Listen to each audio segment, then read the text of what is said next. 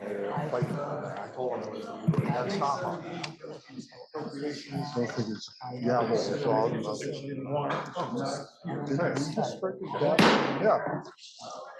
Yeah. Senate will please come to order. Soon. Got it in there soon. Okay. Senate will please come to order. I hope folks got some sleep last night. We'll be in for another long day. We're almost there. We'll take a moment to contemplate almost being there.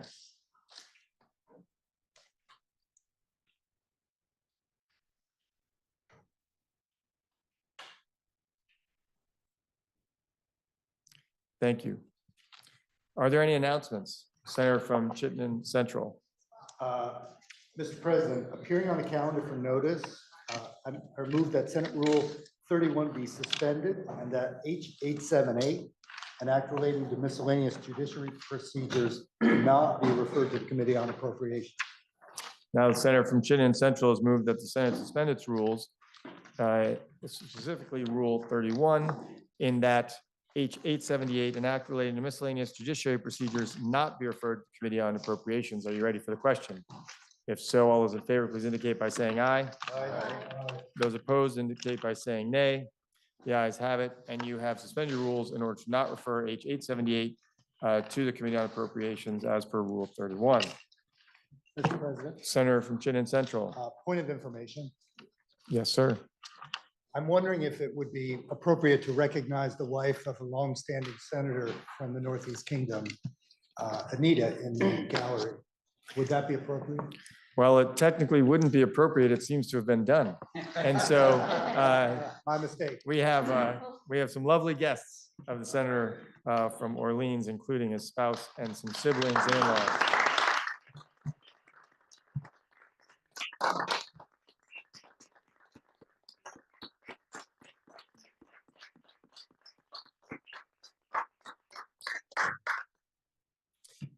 By way of announcement on behalf of the committee, the Committee on Committees, with respect to H534, an act relating to retail theft, they requested a committee of conference. And with that, your Committee on Committees, of course, I had a list and now I don't know where it is.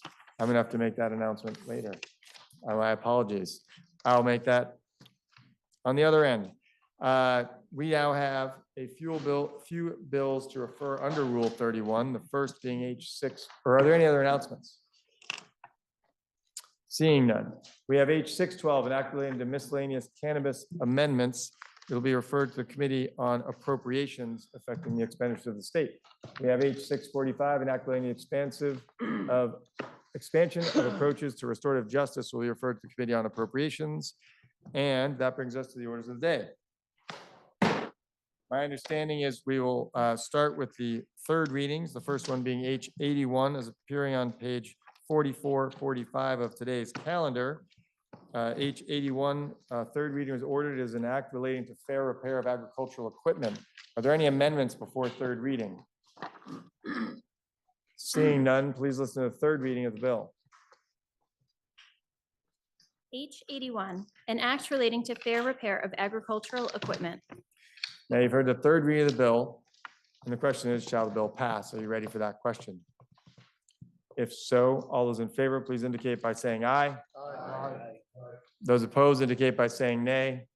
The ayes have it, and you have passed H81. We now have up for consideration H630. H630 is an act relating to boards of cooperative education services. Third reading was ordered. Are there any amendments before third reading? Seeing none, please listen to the third reading of the bill. H630, an act relating to boards of cooperative education services. Now you've heard the third reading of the bill. The question is, shall the bill pass? Are you ready for the question? If so, all those in favor, please indicate by saying aye. Aye. Those opposed indicate by saying nay. Nay. The ayes appear to have it. The ayes do have it, and you have passed H630. We now have up for consideration H657. H657 is an act relating to the modernization of Vermont's communications taxes and fees. Are there any amendments before third reading? Seeing none, please listen to the third reading of the bill. H 657, an act relating to the modernization of Vermont's communications, taxes, and fees. Now you've heard the third reading of the bill. The question is, shall the bill pass? Are you ready for the question? If so, all those in favor, please indicate by saying aye. Those opposed indicate by saying nay. The ayes have it, and you've passed H 657. We now have up for consideration H 704. H 704 is an act relating to disclosure of compensation and job advertisements. Are there any amendments before third reading? Seeing none, please listen to the third reading of the bill.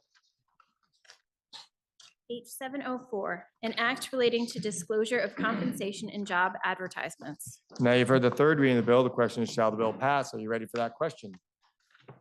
If so, all those in favor, please indicate by saying aye.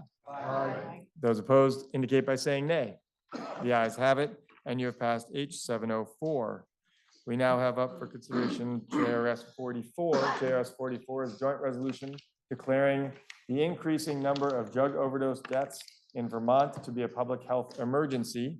There was a slight, I believe, Scrivener's error to be addressed. Hopefully that'll be taken care of. Are there any amendments before third reading? Seeing none. Oh, Senator from Chittenden Central. Yes, good morning, Mr. President. It was a little more than a Scrivener's error, but somehow an earlier version of JRS 44 got brought up. And so we do have a slight amendment. It is in the calendar on page 4445. And it's basically a substitute strike goal with some updates in the data to more current information. A few updates that the resolution will be sent to our congressional delegation. Some changes on sponsorship, and I believe that is it. And we apologize for the mistake and hope that the body will concur with our amendment. Thank you. Question is, shall the resolution be amended as offered by the Senator from Chittenden Central and others? Are you ready for the question? If so, all those in favor, please indicate by saying aye. Aye. Those opposed indicate by saying nay. The ayes appear to have it. The ayes do have it, and you have amended the resolution as offered by the Senator from Chittenden Central and others. The question now is are there any other amendments before third reading? Seeing none, please listen to the third reading of the bill. JRS 44, joint resolution declaring the increasing number of drug overdose deaths in Vermont to be a public health emergency. You've heard the third reading of the bill. The question is, shall the resolution pass? Are you ready for the question? If so, all those in favor, please indicate by saying aye. Aye. Those opposed indicate by saying nay. No. The ayes appear to have it. The ayes do have it, and you have adopted JRS 44. We now will take up for consideration S98. S98 is an act relating to Green Mountain Care Board authority over prescription drug costs. The House considered the bill and recommends that the bill be amended. And the question is, shall the Senate concur with the House proposal of amendment? Are you ready for that question? Senator from Chittenden Southeast. Thank you, Mr. President. As you will recall, S98 is the act relating to the trying to get a handle on prescription drug costs, and have one of the principles was to establish some upper price limits so that we're saving Vermonters money on prescription drugs. The bill, as it has come back from the other body, does not have a lot of changes in it. And I will go through what those changes are. There is one larger section that they've added on Green Mountain Care Board nominating committee, and I'll talk about that a little bit. So as you recall, this is providing an opportunity for the Green Mountain Care Board to enter into a prescription drug cost regulation program and an implementation plan. In this chamber, we did approve from the Evidence-Based Education and Advertising Fund some initial support and appropriation for the Green Mountain Care Board to begin the analysis of how they might go forward in regulation of prescription drugs. We had some elements that should be considered when this goes into place at the Green Mountain Care Board. And some of those things that we had in the bill were to look at other states' experiences in with prescription drug affordability boards, the federal government's Medicare drug price negotiation program, and other federal and state strategies for lowering drug costs. Look at the board's existing authority and how to might expand it. The likely return on investment of the most promising options for regulating prescription drug costs. And then the other body has added something I think that we all agree could be important, the potential impacts on Vermonters' access to medications. So they've added that into what the board should look at as they go forward. And then the last that we had was the impact of implementing a program on other state agencies and the private sector. So that the one change they made was to look at the impacts on Vermonters' access to medication. The other change that they've put in is a section 4 of the bill on the Green Mountain Care Board nominating committee process. As a former member of the Green Mountain Care Board nominating committee, I very much understand the value of this language and this recommendation that's been brought to us. It was a long discussion by the nominating committee about how to improve the process. It was somewhat chaotic, and the timing for nominating and then reporting and having folks who were applying to the board be notified, and then, of course, coming back to the Senate for confirmation, needed some fixing. And so we worked on that about 4 years ago or 3 years ago. And there is a bill in the Senate Health and Welfare Committee that has language, if not identical, very similar to what is being proposed by the House in S98. So essentially what the section 4 does, it amends the provisions for nomination, appointment, and reappointment of members to the board, Green Mountain Care Board. It allows the governor to reappoint members to additional terms without going through the full nomination and appointment process, but the individual who was on the board and wants to be reappointed would still have to be, that name would still have to be carried to the governor by the nominating committee. And reappointment still requires the Senate's consent. This section also establishes timelines and processes for the nomination and appointment processes when a board member is resigning early or does not wish to be reappointed, or when the governor does not want to reappoint a member whose term is expiring. So all of those are taken into consideration in that section on the nominating process. Then the effective dates are consistent and the same. And that, as we looked at this, we felt that the two suggestions that came to us from the other body were important and helpful, and we voted. We voted on this 5-0 and asked for concurrence with the House proposal on S98. Thank you, Mr. President. So the question is, shall the Senate concur with the House proposal amendment on S98? Senator from Chittenden Central. Thank you, Mr. President. May I inquire of the presenter of The bill. report? The senator from Chittenden Southeast is inquired upon Thank with you. respect to S98. Looking at the addition of the potential impacts on Vermonters' access to medications, will this include looking at the current lack of access due to their inability to afford them? So, Mr. President, the whole goal of the Green Mountain Care Board prescription drug program is to look at how to reduce costs. And so this is very much more specific than we had. So when you have access to one of the concerns that was expressed when we took testimony on this bill was, will patients still have access to some of the brand name drugs? And we want to make sure that we're not throwing the baby out with the bathwater. So the answer is we will be looking at access and cost together. I thank the senator and appreciate that we want to consider what reining in cost might create. And I think, and I appreciate the balance of looking at that together. I think oftentimes we hear from people who are profiteering from our for-profit medical system that they just won't offer something because we're not going to let them price gouge for it. And the sad reality is right now, people don't have access to medications that are on the shelves because they simply cannot afford them. So I appreciate the global way that the committee is choosing to look at this. Thank you. Question is, shall the Senate concur with the House proposal amendment on S98? Are you ready for the question? If so, all those in favor, please indicate by saying aye. Aye. Those opposed indicate by saying nay. The ayes have it, and you have concurred with the House proposal amendment on S98. Our next order of business is H279. H279 was introduced and read for the first time, referred to Committee on Judiciary, which is considered the same and recommends that when amended, the bill ought to pass.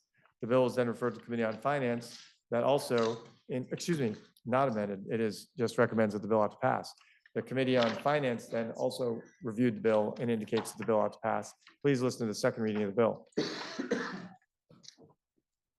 H279, an act relating to the Uniform Trust Decanting Act. Now you've heard the second reading of the bill. For the report of the Committee on Judiciary, the Senator from Bennington. President, I don't know much about fine wine, but for a while there, I thought that they were strong for the expiration date of my salad. But the Uniform Trust Decanting Act in Vermont would make Vermont the 17th state in the nation to have this uniform law, which was developed in 2016.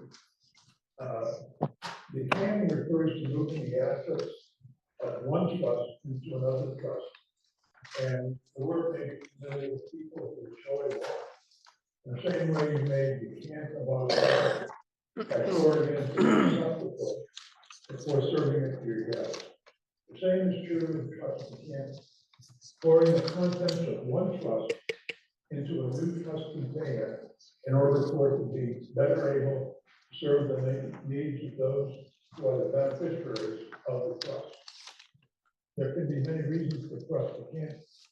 Sometimes you may have a trust with provisions that no longer work for the beneficiaries because unanticipated facts or circumstances have arisen. And trust decanting is the most efficient way to defend it and deal with it. You might also have situations where someone is moving from Vermont to another state, and the person wants to decant their Vermont trust into a trust from their new state. Whatever the reason for decanting, the Judiciary Committee heard testimony that trust decanting is already occurring right now under common law in Vermont, and that it needs guardrails, and specifically in order to make the rules around trust decanting clear to everyone. That is the purpose of the Uniform Trust Decanting Act, to provide clear and predictable rules for practice of trust decanting in Vermont. As with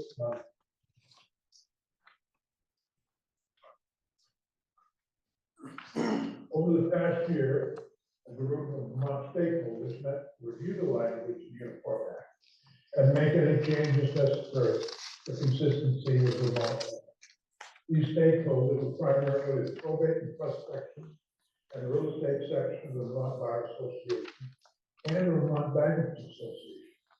Each of those organizations supports the language of H279 and views it as an important law to protect and empower Vermonters and their families who would like to use trust for estate planning and property transfers. Uniform Act sets out several important rules and guardrails that apply to trust decanting. First, decanting is permitted only if the trustee has the power and authority to decant under written terms of the trust. If the first trust does not include that power, then the power cannot be exercised. Second, notice must be provided to all interested parties before the decanting is done. When trust assets are decanted, the interests of the beneficiaries must be maintained. This means that decanting cannot be done in a way that dilutes the interests of trust beneficiaries. Similarly, decanting cannot be done in a manner that fails to preserve the Trust Act benefits. The county is also not permitted in order to increase the trustee's compensation or to protect the trustee from liability unless the court and all beneficiaries consent. Uniform law also prohibits the use of bargaining power to remove a trustee without the consent of the beneficiaries and the court. There are particularly the county rules for charitable trusts. If the trust, charitable trust, the county is not permitted at all. If it is a partially decanting trust, which means some but not all of the beneficiaries have a charitable purpose, then the county is permitted. If charitable beneficiaries are protected, it cannot be changed. The Act has similar rules for special needs trusts, which protect the rights of beneficiaries who have a disability or some other special needs. Trust law also provides for animal trusts, which allow a person to name a protector of the person's animals. The Uniform Act permits the granting of the animal trust, but requires that the second trust protect the animal in the same manner and for the same duration as the first trust. Finally, as with all uniform acts, there's standard language instructing the practitioners and the courts that when applying the act, consideration must be given to the need to promote uniformity of the law among the states that enact it. Passing the revised version of the Buchanan Act in Vermont is very important for several reasons. First, the act provides certainty of law. Second, the act provides appropriate limits on a trustee's ability to decant. Third, the act protects all beneficiaries. And fourth, the act makes decanting easier and safer.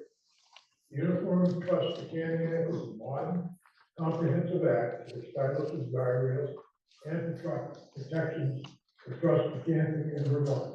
It standardizes the law and approves existing practice by clarifying the rights and obligations of all parties who may wish to use trust for family financial planning. President, the Judiciary Committee heard from the probate portion of Vermont Bar, the Bankers Association, and all others, excuse me, not all others involved in this procedure. And on a vote 5-0-0, urges the Senate to concur with the proposal. There are no amendments from your Senate Judiciary Committee.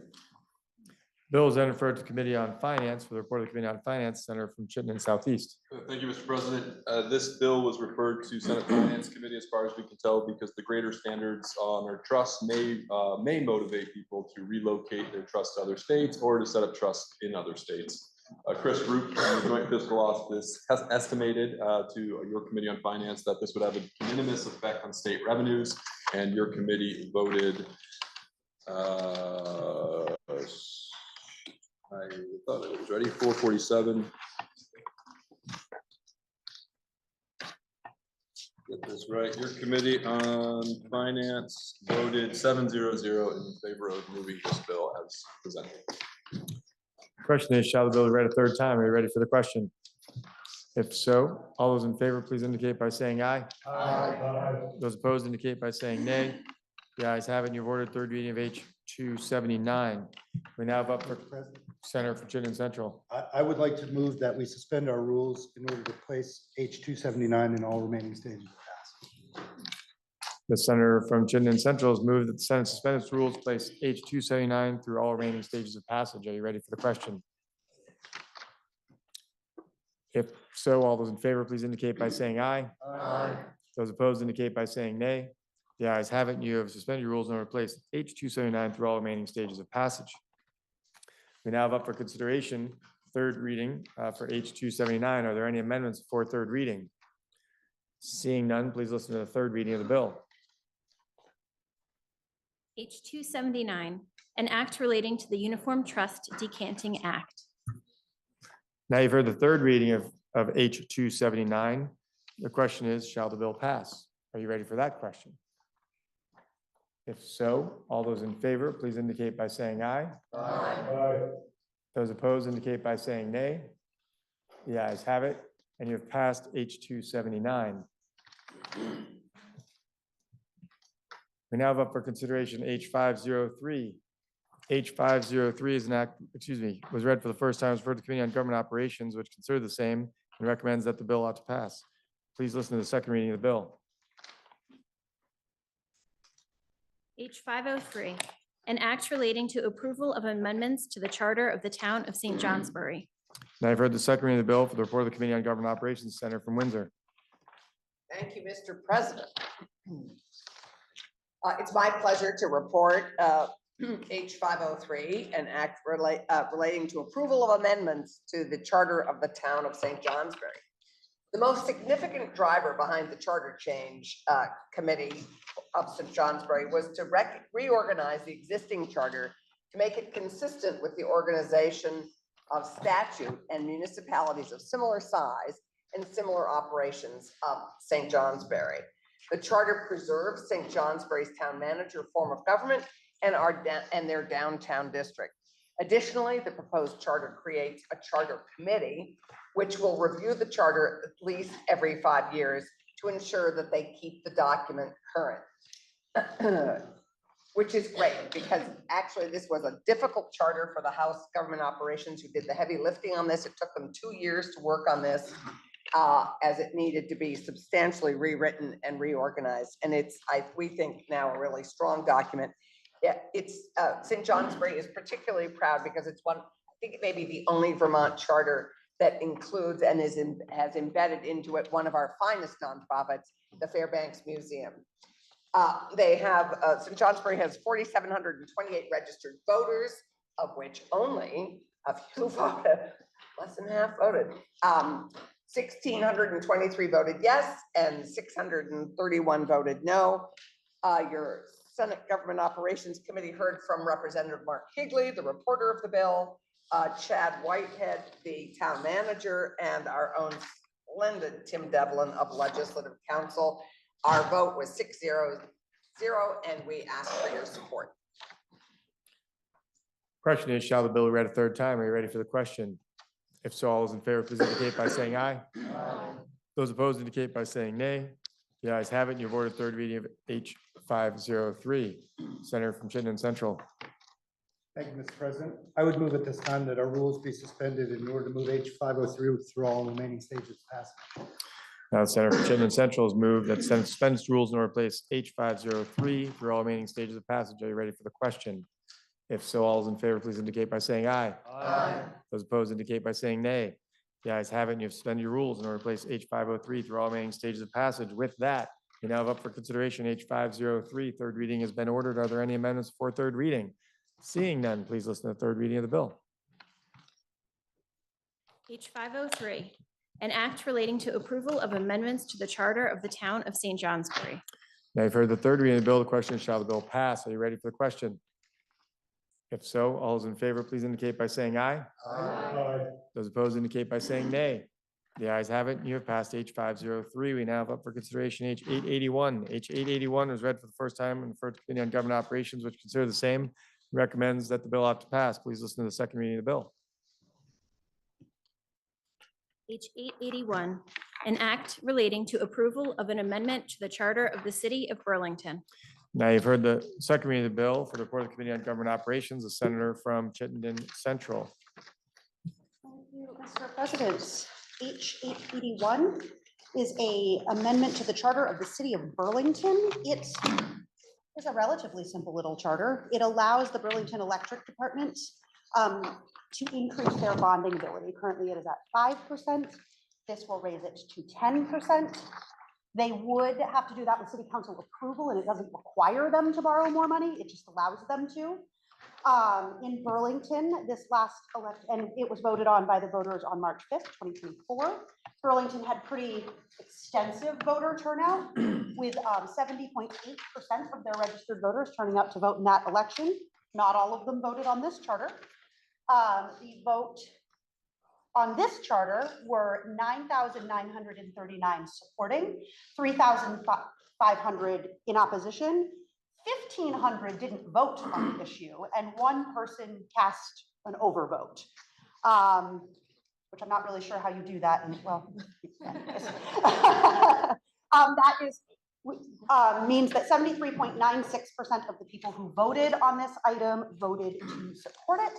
Your Senate Government Operations Committee heard from Legislative Counsel, the reporter on the House, from the House Committee on Government Operations, and the CFO from the Burlington Electric Department. And we voted 6-0-0 to support this charter and ask for the Senate to concur. Third time, ready for the question? If so, all those in favor, please indicate by saying aye. Aye. Opposed, indicate by saying nay. Guys, having word for reading 81, Student Central. Thank you, Mr. President. I would move that our rules be suspended in order to place H 881 in all remaining stages of passage. Student Central, suspend rules in order to place 881 for all remaining stages of passage. Ready for the question? If so, all in favor, please indicate by saying aye. Aye. Opposed, indicate by saying nay.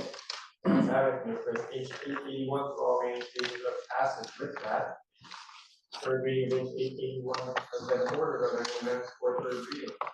Seeing none, please listen to the third reading of the bill. H 881, an act relating to approval of an amendment to the charter of the city of Burlington. I've heard the third reading of the bill. Question shall the bill pass and ready for that question? If so, all those in favor, please indicate by saying aye. Aye. Those opposed, indicate by saying nay. You guys have it, and you have passed H 881, now up to consideration H 886. First time for government operations, do the same. And recommends that when suggests you pass the bill. Please listen to the second reading of the bill. H 886, an act relating to approval of amendments to the charter of the city of South Burlington. Now you've heard the second reading of the bill. For the report of the committee, the senator from Franklin. Mr. President, as the city of South Burlington school enrollment has increased in recent years, approximately 2,600 students, with it has come some increasing requirements and expectations of school leaders. As a result, the workload for the South Burlington School Board exceeds its current capacity. To address these increased needs, the Charter Committee that was formed in February of 2022 recommended increasing the number of school board members. This recommended change increases the number of school board members from 5 to 7, which was placed on the ballot this year and was passed by just under 80% of the voters on a vote of 3,815 in favor to 977 against. This bill would enact that change.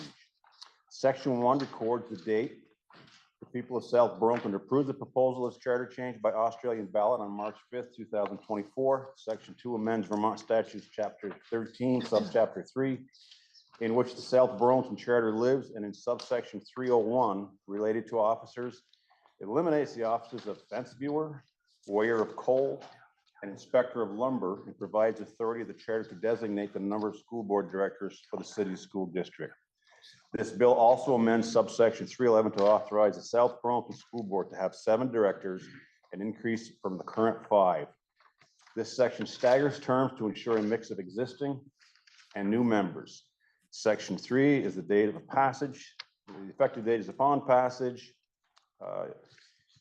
Your Senate Committee on Government Operations passed this out on a vote of 6-0-0. We heard from Legislative Council, Office of Legislative Council, Tim Devlin, Member, Charter Committee of South Burlington, Ann Lalonde, House Representative, who was the sponsor of the bill, Kate Nugent. We ask for your support. Question is, shall the bill be read a third time? Are you ready for the question? If so, all those in favor, please indicate by saying aye. Aye. Those opposed indicate by saying nay. The ayes have it, and you have ordered third reading of H 886, Senator from Chittenden Central. At this time, Mr. President, I would move that H 886 be placed in the remaining stages of passage via a rule suspension. Senator from Chittenden Central has moved that the Senate suspend its rules in order to place H 886 through all remaining stages of passage. Are you ready for the question? If so, all those in favor, please indicate by saying aye. Aye. Those opposed indicate by saying nay. The ayes have it, and you have placed H 886 through all remaining stages of passage. Third reading of H 886 has been ordered. Are there any amendments for third reading? Seeing none, please listen to the third reading of the bill. H 886, an act relating to approval of amendments to the charter of the city of South Burlington. Now you've heard the third reading of the bill. The question is, shall the bill pass? Are you ready for the question? If so, all those in favor, please indicate by saying aye. Aye. Those opposed indicate by saying nay. The ayes have it, and you have passed H 886. Our next order of business is H 780. H 780 appears in your calendar on page 4448. It was read for the first time, referred to Committee on Judiciary, which considered the same and recommends that when amended, the bill ought to pass. The bill is then referred to Committee on Appropriations that recommends that when amended as recommended by the Judiciary Committee, that the bill ought to pass. Please listen to the second reading of the bill. H 780, an act relating to judicial nominations and appointments. Now you've heard the second reading of the bill for the report of the Committee on Judiciary, the Senator from Franklin. Mr. President, H 780 proposes several modifications to the procedures for making judicial nominations and appointments when there is a judicial vacancy. Section 1 and 2 concern the Judicial Nominating Board, which is the body expressly authorized by Section 32 of the Vermont Constitution to present judicial nominees to the governor. Section 36 of the Constitution authorizes the General Assembly to establish procedures for the board, which it has done numerous times over the years. Section 2 of the bill contains the process by expanding the Judicial Nominating Board from 11 members to 12. Under current law, the 11 members of the JNB include 2 members appointed by the governor, 3 members elected by the House, 3 members selected by the Senate, and 3 members elected by the Vermont Bar Association. Current law prohibits governor's appointees from being attorneys. So Section 1 provides the governor with the discretion to have one of his appointees to be an attorney if the governor so chooses. Section 1 of H 780 also adds a 12th member to the JNB, the Executive Director of Racial Equity or designee. Section 1 clarifies that the legislator's intent that if the Executive Director of Racial Equity designates another person to serve on the JNB, the person designated shall be an employee of the agency of administration who has experience with diversity, equity, and inclusion issues. Section 2 involves the procedures and criteria for judicial nominations.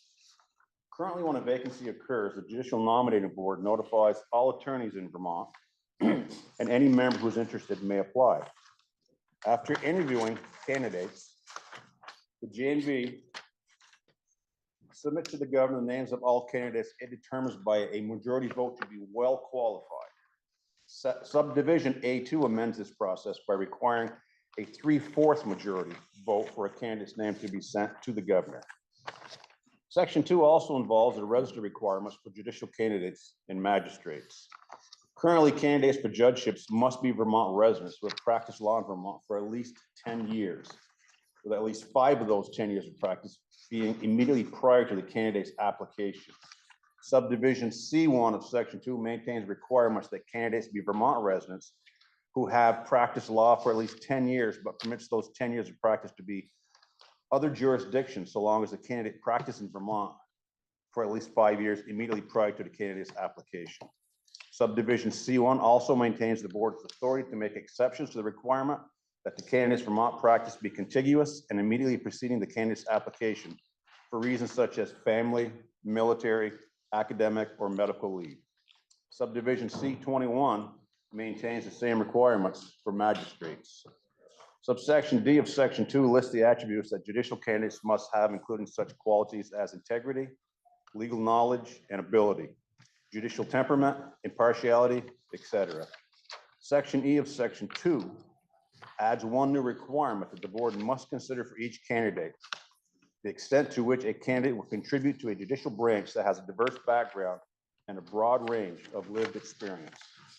Finally, Section 3 makes several technical and typographical changes, and Section 4 provides that the bill takes effect on July 1 of 2004.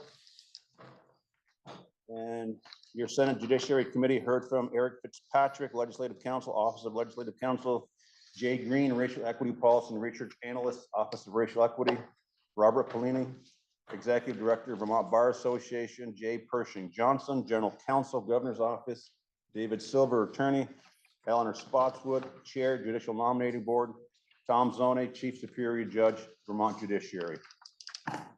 We pass this on a vote of 5-0-0, and we ask the Senate support. Thank you. Bill is then referred to Committee on Appropriations. To report of the Committee on Appropriations, Senator from Bennington.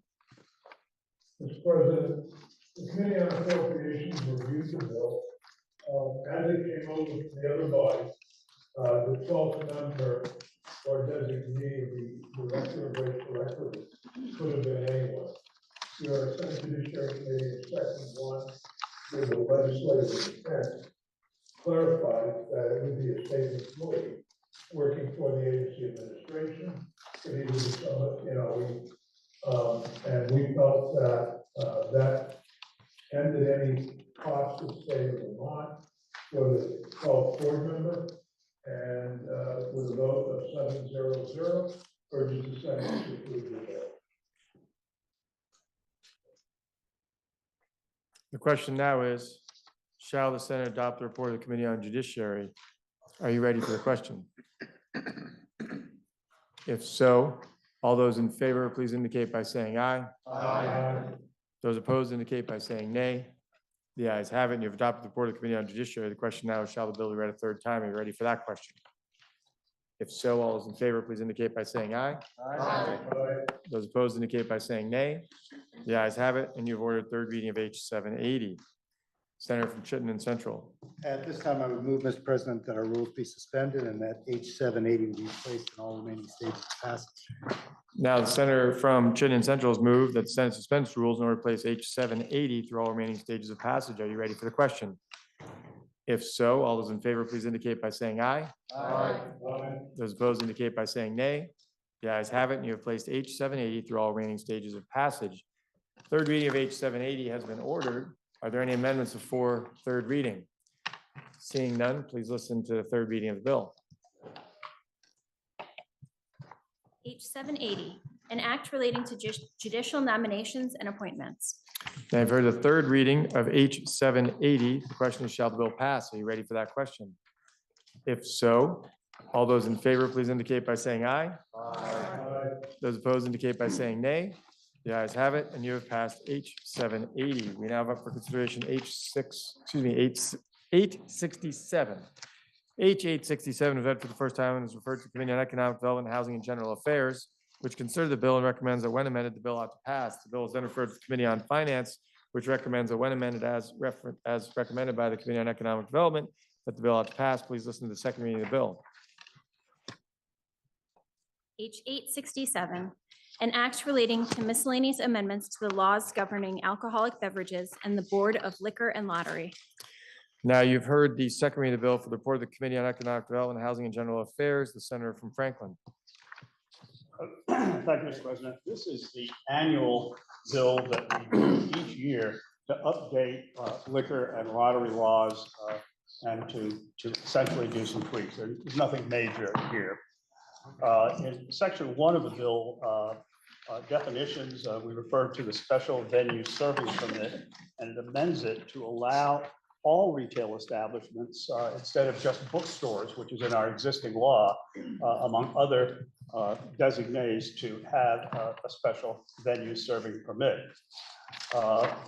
It amends the provision governing special venue serving permits to go into other retail establishments. However, it allows an establishment that doesn't usually serve alcohol to serve beer or wine by the glass for no charge for a period up to 6 hours during a special event, such as an art show or book signing or something of that nature. It can be claimed by an art gallery, a public library, a museum, and now a retail store for the first time. It clarifies an entity can obtain up to 12 such permits in a calendar year, and it prohibits 802 spirit stores and cannabis establishments, though, from obtaining a permit as a retail establishment. Section 3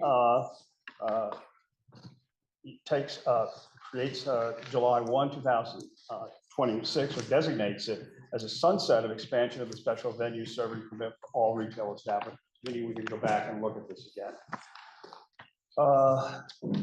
In terms of definitions in section 4, it amends the definitions again to use that July 1, 2026 sunset for expansion for all retail establishments.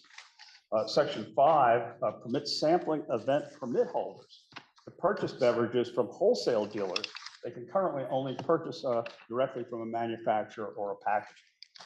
Section 6, again, deals with special event permits and increases the number of such events a manufacturer may obtain from $10 to $20, 20 instances per calendar year. And these are public events, again, such as festivals, in which manufacturers offer samples and sell their products. Section 7 amends the definitions again, changes the date of the department's annual lottery report from January 10 to March 10. And that is intended to allow the report to include an accurate accounting of the prior year's results.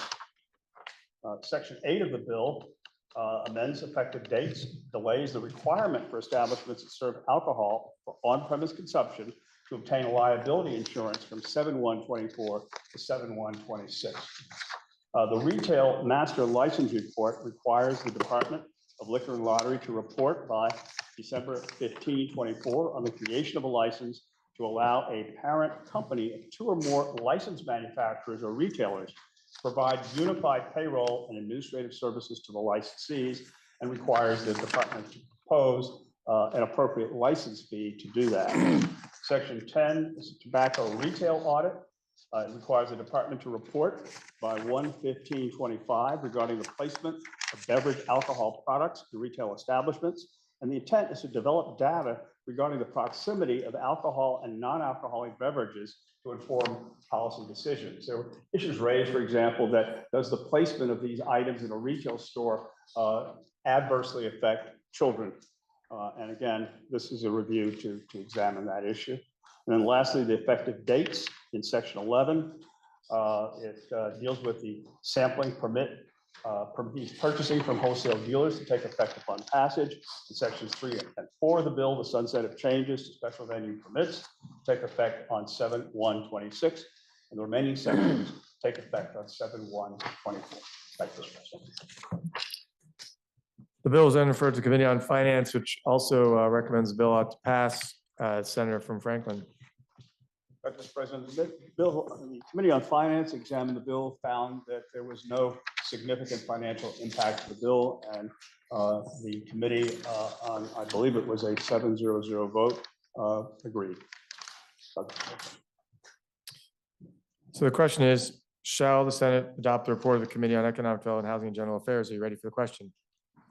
If so, all those in favor, please indicate by saying aye. Aye. Those opposed indicate by saying nay. The ayes have it, and you have adopted the report of the Committee on Economic Development, Housing and General Affairs. The question now is, shall the bill be read a third time? Are you ready for that question? If so, all those in favor, please indicate by saying aye. Aye. Those opposed indicate by saying nay. The ayes have it, and you have ordered third reading of H 867.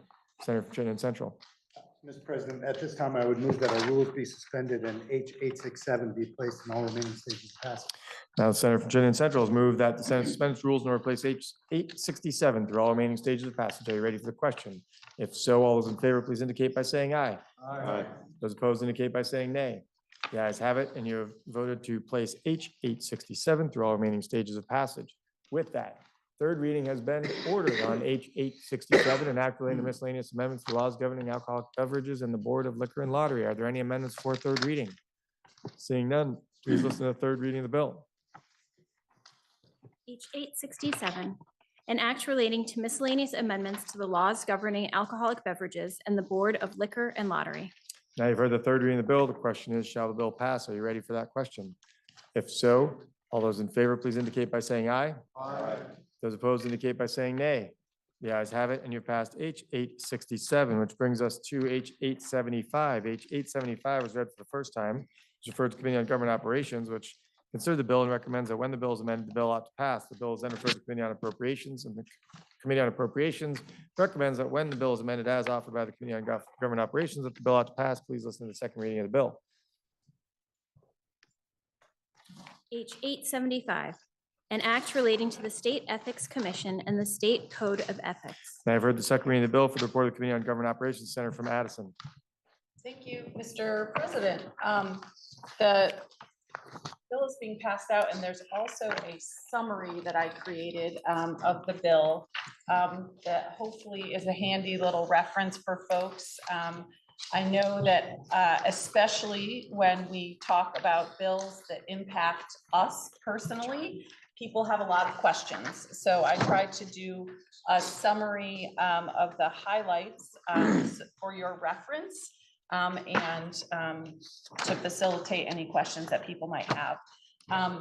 H 875 is a bill that does three principal things, three categories of things. One, it adds items that are required for candidates and elected officials, public officials to disclose financial disclosures. So it adds on to the financial disclosures for candidates for public office at the state, statewide, and county level, and then disclosures for executive officers and public officials. It expands the powers of the State Ethics Commission, and it creates a municipal code of ethics. So those are the three major parts of the bill. As many of you will recall, about, I believe it was 5 years ago, we created the State Ethics Commission and created a state ethics code, which was a standard basic ethics code for for many state officials to follow. We were one of the few states in the country that did not have an ethics code for state officials to follow. So the creation of an ethics code 5 years ago was a novel and I think important step for us to take as public officials to make sure that the public understands the ethical guidelines that guide us as state officials. So 875 builds on the work that we did 5 years ago and expands the requirements for disclosure, updates the powers of the Ethics Commission, and creates a municipal code of ethics. So I'm going to just walk you through the bill. I think that's the most efficient thing to do. It's a lengthy bill. The bill can be found on page 4456 of today's calendar. And I will be working from my own copy of the draft, so I don't have the exact page numbers, but it starts on 4456. And if you have questions, I certainly can refer to the page numbers in the calendar. Section 1 updates the disclosures for candidates for public office. And it includes candidates for state office and adds candidates for county office. As you know, because we've talked about it several times in this chamber this year, county officers include the probate judge, the assistant judges, sheriffs, state's attorneys, and office of high bailiff. And it adds to what we already are required to disclose. It adds the names of those clients whose principal business activities are regulated by or have a contract with any municipal or state office. It adds the details of any loans made to or by any applicable company that is not a commercially reasonable loan, or any company of which the candidate or the candidate's spouse or domestic partner has ownership or controlling interest. And then a generalized description, but not the specific amount, of individual stock holdings valued at least $25,000, interest in investment funds valued at least $25,000, interest in virtual currencies valued at least $25,000, interest in trust valued at least $25,000, municipal or state bonds issued in the state of Vermont of any value, the detail of any loans made to the candidate or the candidate's spouse that is not a commercially reasonable loan made in the ordinary course of business, and the full name of the candidate's spouse or domestic partner. So those are the things that are added to the financial disclosure that candidates for elected office already have to make. There are certain things that can be kept confidential as under current law, including, of course, the social security numbers of the candidate or the candidate's spouse, the candidate's street address, and any identifying information of a prepared, someone who prepares any of the forms that are required to be included. This section goes into effect in 2026. So it does not apply to elections this year because that's happening quite soon, but it would be in effect starting in the next election cycle in 2026. There are in that section a number of important definitions, including what a commercially reasonable loan is and what it is not. So what it is trying to say is if you're getting a loan from a friend or a relative, that may not be a loan from a bank that is a regular commercial loan. So for example, I'll just say when I bought my first house, I had help from a relative who made a loan to me that was probably not a commercially reasonable loan, but it was a loan from a family member that helped me buy my first house.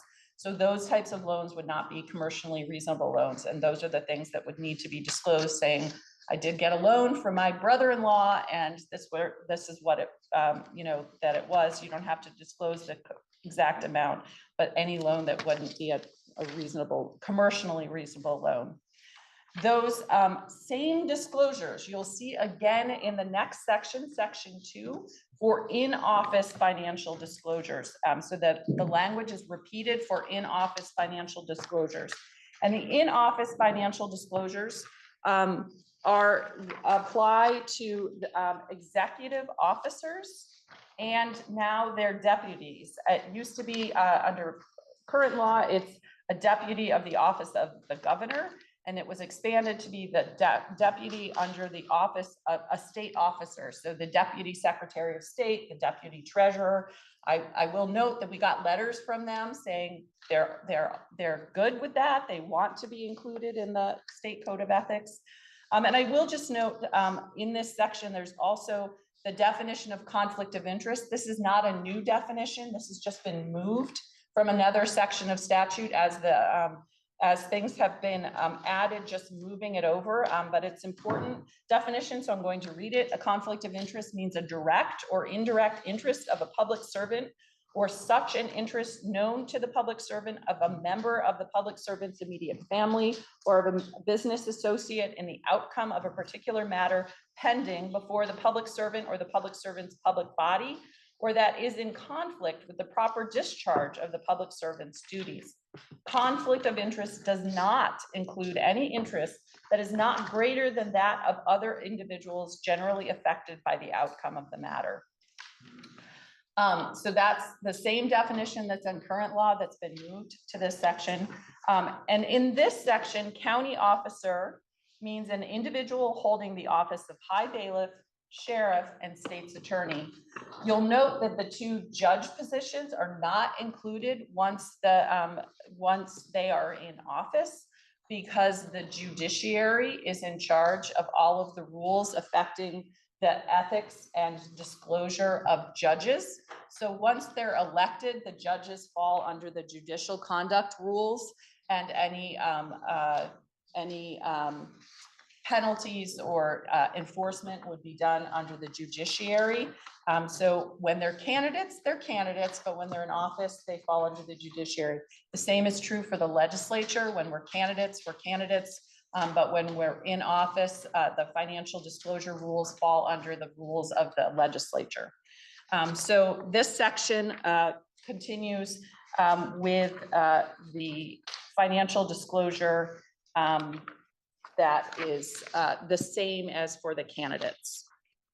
And you'll note that, you'll recall that at the beginning of the session, we updated our financial disclosure forms here in the Senate to match what the candidate disclosure forms were, so that we were disclosing the same thing as in office as we did as candidates. So I'm not going to repeat all that because it's just the same disclosure. In section 6 of the bill, jumping forward to section 6, is the failure to file penalties. Under current law, there are no penalties for failure to file candidate disclosure, but this bill does create some penalties. First, this is for candidates. A notice, first, if you fail to file within 5 days, there will be a notice of delinquency sent to the candidate. And you have time to cure if you just forgot to do it, or something happened and you weren't able to do it, and you have 5 working days to cure the delinquency. And then 6 working days from the date of the notice, after the 6th day or after the 5th day on the 6th day, there can be issue of a penalty of $10 a day for each day that you fail to file.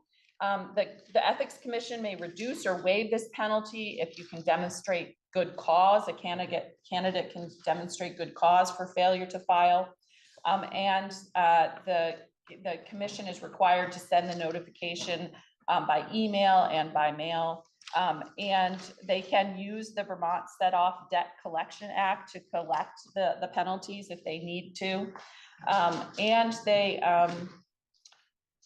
there's also a penalty if a candidate files a disclosure with the intent to defraud, falsify, conceal, or cover up any trick, scheme, device, material fact, or with the intent to defraud, make false statements, fictitious or fraudulent claim, etc., then they can then that is a violation of the law, and they can be considered a false claim for the purposes of 13 VSA 3016.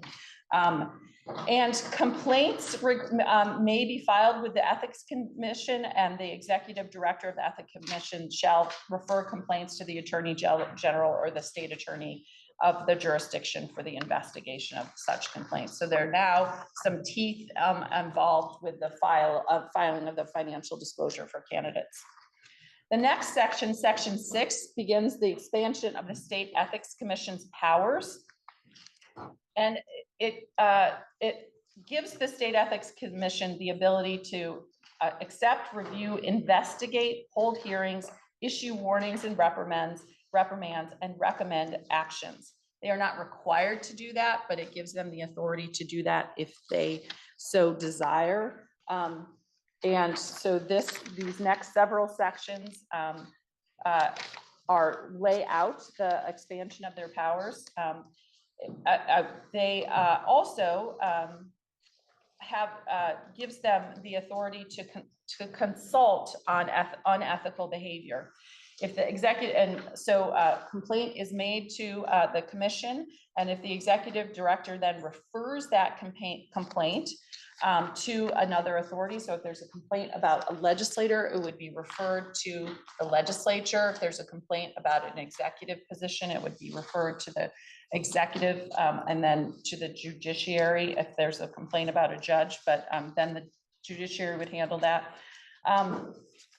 So I'm just going to read that. If the executive director shall signify any likely unethical conduct described in the complaint, and any entity receiving a referred complaint shall consult with the commission regarding the application of the state ethics code to facts presented in the complaint. The consultation shall be in writing and occur within 60 days after an entity receives a referred complaint and prior to the entity making a determination on the complaint, meaning either closing the complaint without further investigation or issuing findings following an investigation. Complaints and related documents in the custody of the commission shall be exempt from public inspection and copying under the Public Records Act, and kept confidential except for in certain cases, which I'll get to in a minute. So it does in section 10 give the commission the power to investigate complaints if they so choose, and seek outside counsel and investigators. It requires that the complainant has the right to be heard in an investigation and the resulting from the complaint, and it creates a timeline for the investigation. It also establishes a burden of proof for a hearing to be warranted subsequent to an investigation. The executive director shall find that there is a reasonable basis to believe that the public servant's conduct constitutes an unethical violation, and a determination after an investigation. In section 11, it establishes the process for hearings before the commission. And how those hearings need to be noticed, and the timing of those hearings, and how they are the rights of the public servants and the complainants, and when they may go into executive session for the hearings. Section 12 outlines warnings, reprimands, and recommended actions and agreements. The commission may issue warnings, reprimands, and recommended actions. They can't be inconsistent with the Constitution or the laws of the state. I think that probably goes without saying, but it's a good thing we say it. And it lays out the factors that need to be determined. The circumstances of unethical conduct, the determination based on evidence, the burden of proof, and the determination after the hearing. If a majority of current members of the commission find that the public servant committed unethical conduct as specified in the investigation report, the executive director, report of the executive director, the commission shall then, in writing or stated in the record, issue a warning, reprimand, or recommended action. If the commission does not find that the public servant committed unethical conduct, the commission shall issue a statement that the allegations were not proved.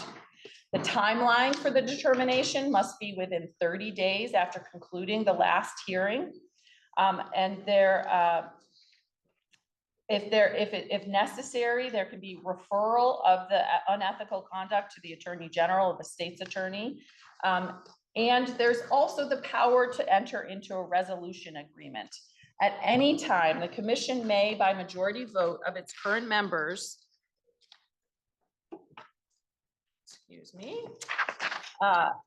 enter into a resolution agreement with the public servant who is the subject of a complaint or investigation. The resolution agreement shall include any agreed upon course of remedy. It must be in writing. It must be executed by both the public servant and the executive director. And a resolution agreement may be entered into at any point during or before or during the commission proceedings. Resolution agreements are confidential, but a summary of any resolution agreement shall be made public. And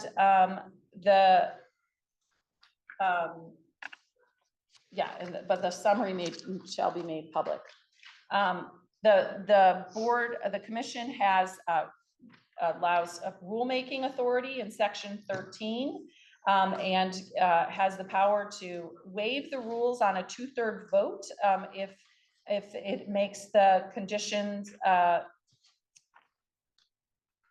to prevent unnecessary hardship, delay, or injustice, or for other good cause. It has the power for subpoena and oaths.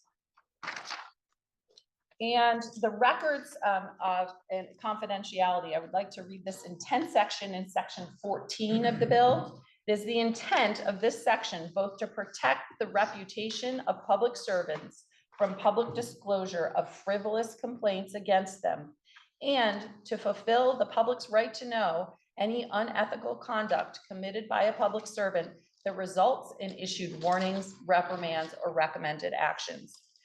So everything is confidential except for investigation reports relating to alleged unethical conduct determined to warrant a hearing, but not undisclosed records gathered or created in the course of the investigation.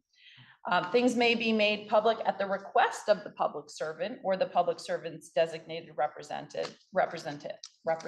So there's an investigation and the public servant wants it to be public, it can be.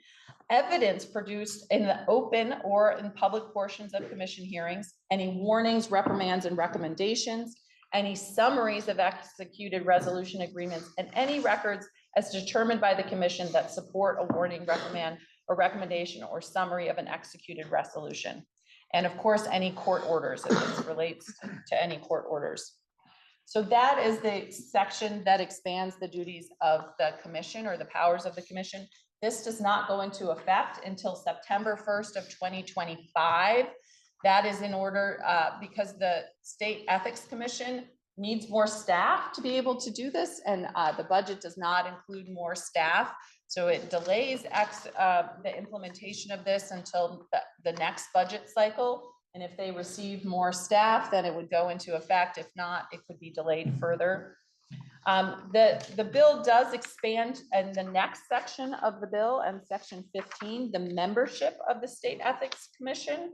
And it includes 2 new members who are former municipal officers, one appointed by the speaker and one appointed by the committee on committees. And that's because of the next major section of the bill that creates a municipal code of ethics.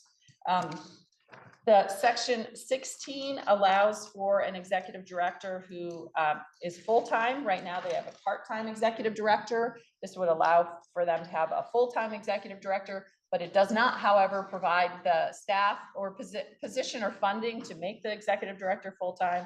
So this is just for future. Section 18 just corrects some citations. Section 19 permits the commission to collect data about ethics complaints from various entities in the state and also the municipal level, so that there's a sort of clearinghouse of ethics complaint data. So they're not acting on them, they're just collecting the data so we can get a sense of how many complaints there are. Excuse me. Section 20 repeals redundant language. And then section 20 and section 21 also does the same. Section 22 creates the municipal code of ethics. So the municipal code of ethics is based on the state code of ethics. It mirrors the state code of ethics at the municipal level, but it's not quite as expansive. So it begins, section 22 begins with the definitions. And in your summary document that I provided on the second page is really a summary. It is the municipal code of ethics includes a conflict of interest, which is already state law.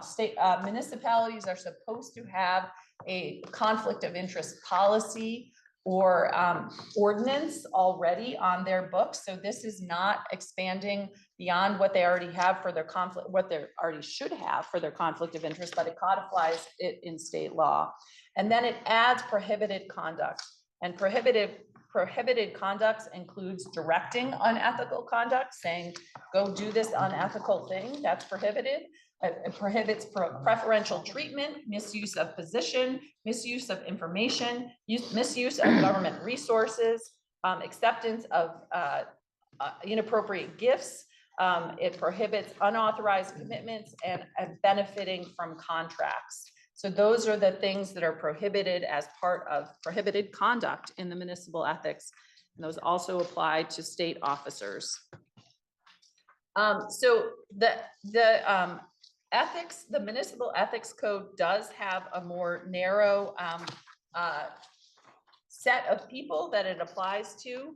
It applies to members of the legislative bodies, so select board, city council, and members of quasi-judicial bodies. So those would be the Board of Civil Authority and other quasi-judicial, the Development Review Board, for example. Anybody who's going to do a sort of quasi-judicial act would be under under the Municipal Code of Ethics. And then there's a list.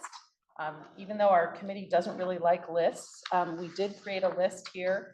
And it is, I'm sorry, I cannot find it at the moment, but it is a list of the municipal officers to whom the municipal code would apply.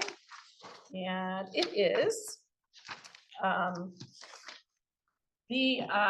Any advisory budget committee members, the auditor, building inspector, cemetery commissioner, chief administrative officer, clerk, collector of delinquent taxes, department heads, first constable, lister or assessor, mayor, moderator, planning commission member, road commissioner, and the town or city manager, treasurer, village or town trustee, trustee of public funds, or water commissioner. Those are the, that was a list that was agreed to by the Vermont League of Cities and Towns, the Ethics Commission, and the Secretary of State's office. But as the bill came to us, it was a broader collection of, thank you, a broader collection of members of the municipal officials, and we narrowed the list.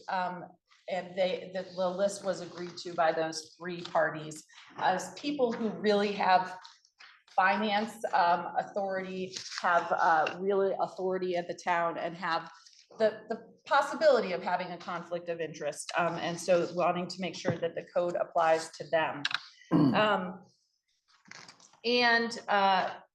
The town can adopt by rule or ordinance or policy procedures for investigation and enforcement.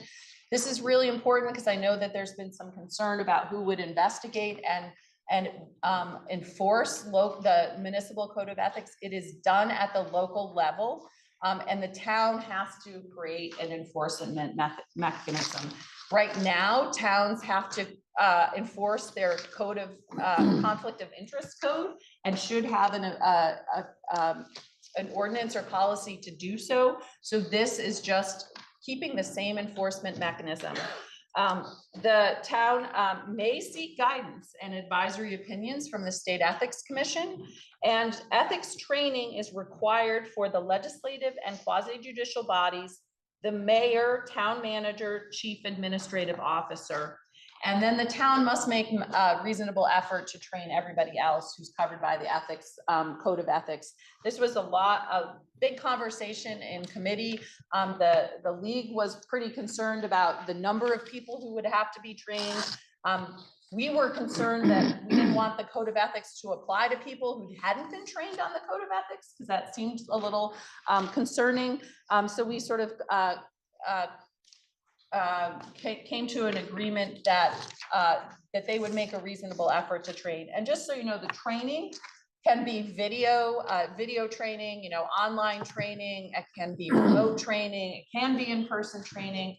The training would be devised by the VLCT or the town or the Ethics Commission, or it could be an outside organization. The training would have to be approved by the Ethics Commission, but it does not have to be intensive training, but it does have to be comprehensive enough to be able to follow the code. The towns are required to designate an ethics liaison, post information, maintain records, and provide data about ethics to the Ethics Commission. And as I said before, it adds 2 members to the State Ethics Commission. One thing that that's an important part of the bill is the whistleblower protections. And this was a big topic of discussion in our committee. As the bill came over to us, there were pretty expansive whistleblower protections that would have included employees and all members of the public. And that seemed pretty expansive to us. Right now, at the state level, there are whistleblower protections for state employees. So if you are a state employee and you see that somebody is wasteful, fraud, or abuse of state resources, an employee can blow the whistle and are protected from any pushback or any kind of reprimand for doing so. So what we did in the Senate Government Operations Committee was we mirrored the state whistleblower protection for municipal employees. So if you're working for a town or a city, you have the same protections that you would if you were a state employee. So it is much narrower than it came to us from the other body. So that is the last section of the bill. And then there's just some cleanup. The initial training for for town officials has to be completed by September 30th of 2025. There will be an amendment that changes some of the effective dates and makes it more consistent across the bill. But in general, the candidate disclosure, as I said, goes into effect in 2026. The state ethics expansion would go into effect of September 2025. The municipal code of ethics, and this is what the amendment would do, it would push it out so it didn't go into effect until January 1st of 2025 in order to give towns some time to pass their ordinances and get their training and their processes in order. I just want to make sure that people understand that the importance of having a municipal code of ethics. Currently, in the Secretary of State and the Ethics Commission combined receive over 80 complaints a year about municipal ethics violations. And, you know, they're not all substantiated, but they receive quite a number of complaints, more so than the complaints about state officials. So the public, members of the public that we heard from were very adamant and very concerned to make sure that we had a strong ethics code at the municipal level in order for the public to have a way to make their complaints and have them investigated and have accountability for local officials.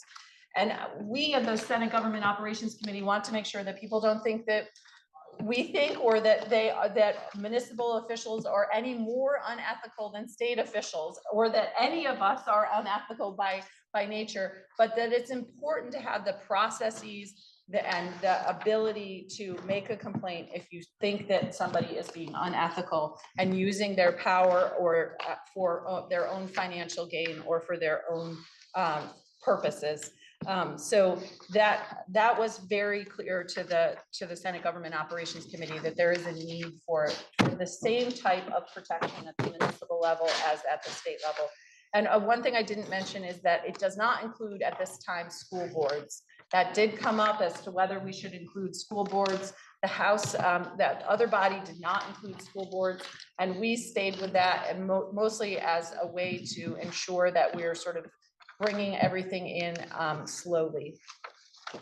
And if we are to pass H 875 as proposed, it would significantly increase the state of Vermont's ranking on the Coalition for Public Integrity scorecard. Right now, we rank 41st among the 50 states in our ethics codes and our ethics laws and our ability to investigate and take care of ethics violations. If we are to pass H 875, we would move up in rank to 23rd. So we would be right in the middle of all the other states. It's important to understand that there are states that in our region, we are the last ranking state. Rhode Island, Massachusetts, and New Hampshire all rank significantly higher than us. And this would put us more in line, for example, with Connecticut. So we would be more in line with those states. And we would be ahead of New York, I believe, for people in the chamber for which that matters. So I think it's really important, and your Senate Government Operations Committee thought it was really important that we do this to improve, expand, and to solidify our ethics code at the state and the municipal level. We heard from a long list of witnesses from all the state and the municipal level, including a number of towns throughout the state and how this might affect them. The League of Cities and Towns, the Secretary of State's office, and of course the Ethics Commission were in the room the entire time we were doing this.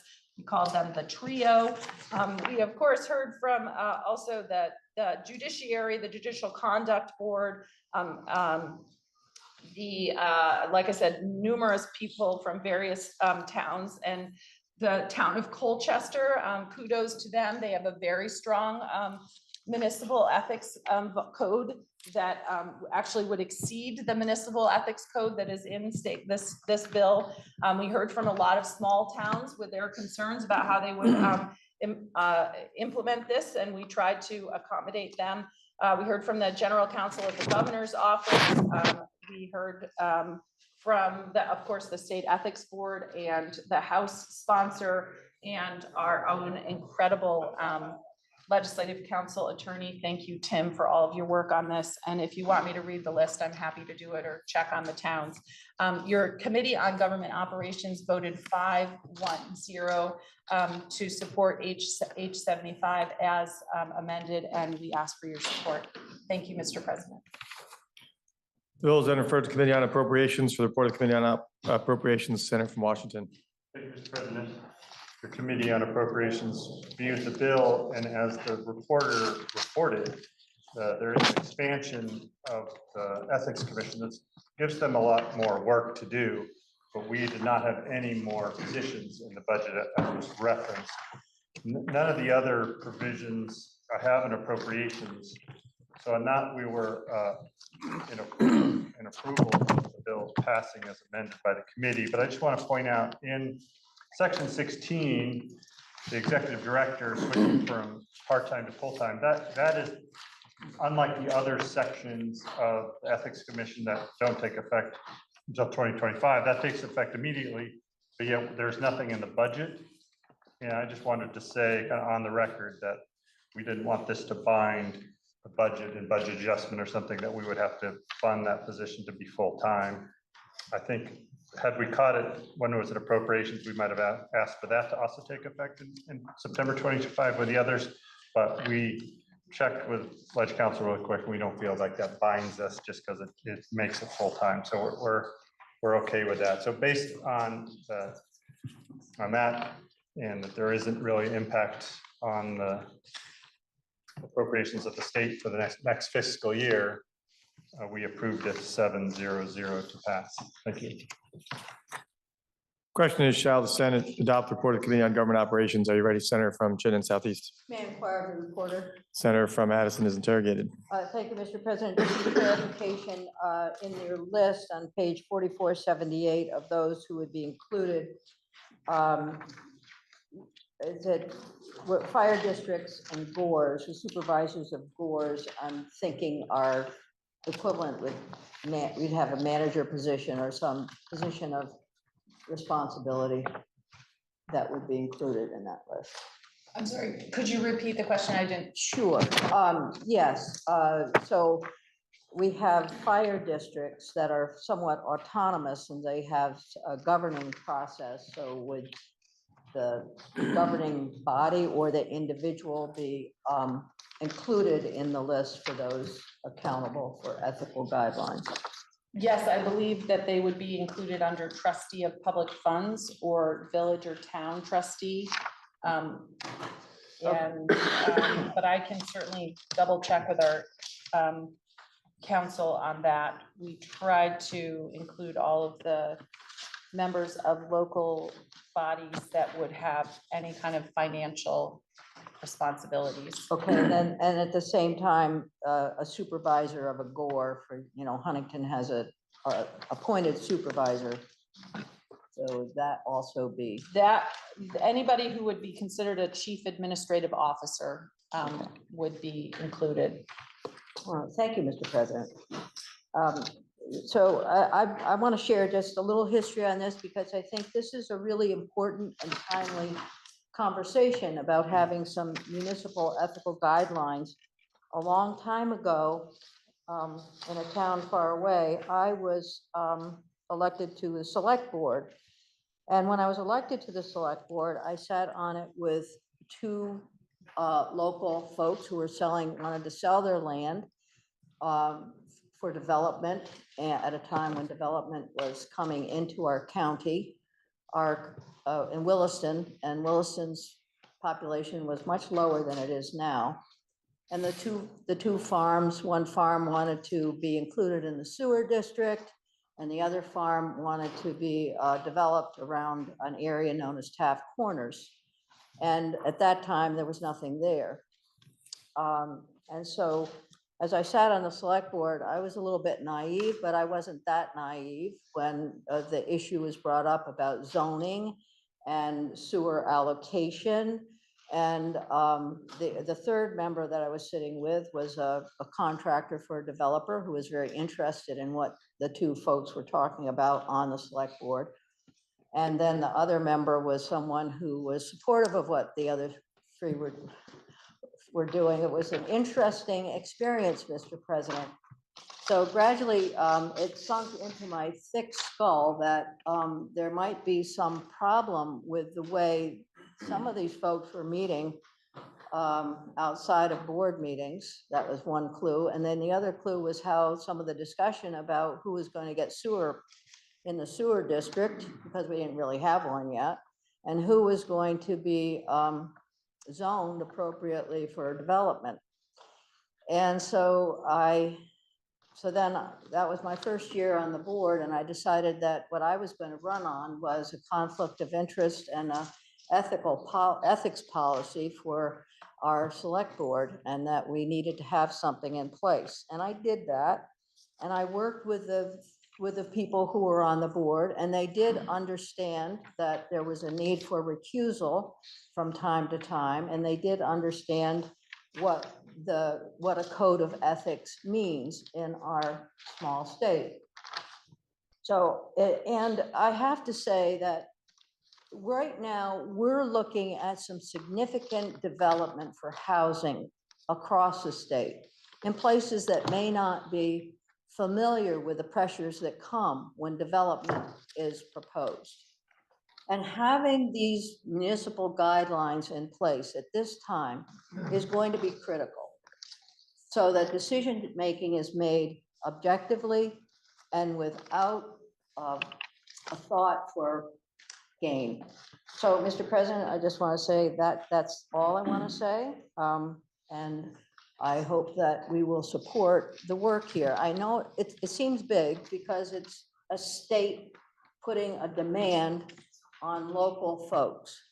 But this is the right time to have municipalities consider this kind of work that's so important.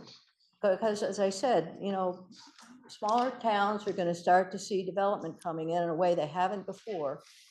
And there might be some help here in understanding what's right and what's wrong. Thank you, Mr. President. Senator from Rutland. Thank you, Mr. President. I'd like to interrogate the reporter if I could. Senator from Madison is interrogated.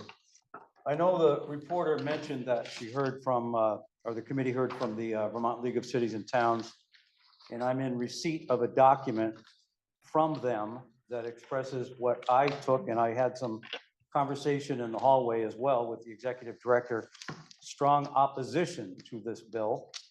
And I did hear from some of my local town clerks as well. One of them, the issue seems to be the unfunded training and reporting and investigation mandates that come along with this bill.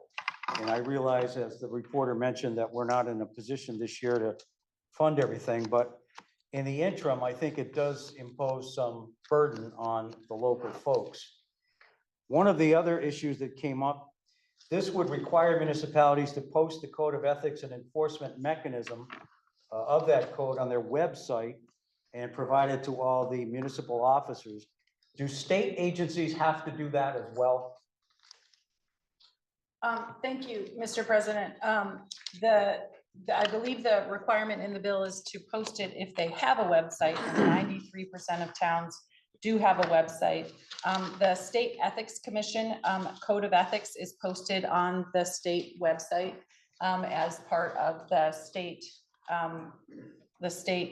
broader state website, and it includes the enforcement mechanisms, and I believe that the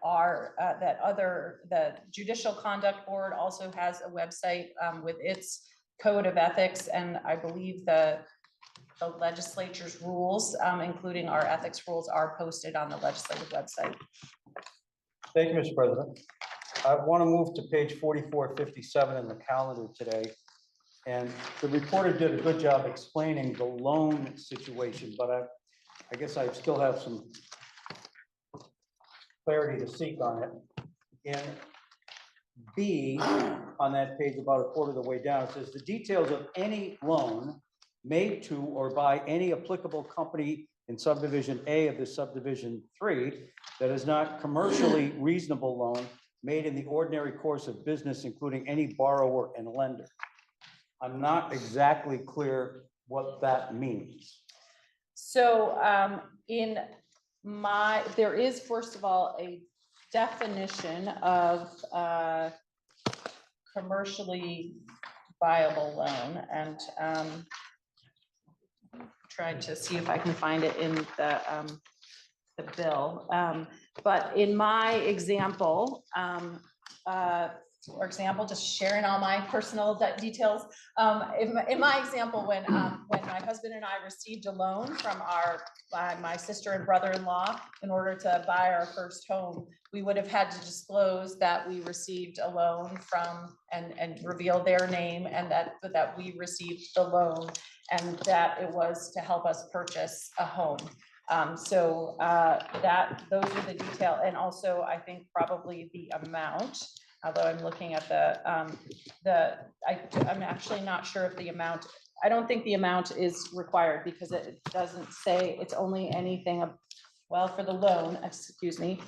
Yes, for the loan, it would be the details that would include the amount. For the stock holdings and et cetera, you don't have to disclose the exact amount if it's over, but it's for anything over 25,000.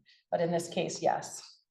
So, Mr. President, if my brother lived in Milwaukee and I borrowed $50 from him to buy a lawnmower, and then I knew other people in other states or even in Vermont, and I had maybe 10 personal loans in a given year, all of those would have to be reported and disclosed on the form. Is that what I'm understanding? I don't think if you borrowed $50 from your brother to buy a lawnmower, but let me find the definition of commercially viable loan.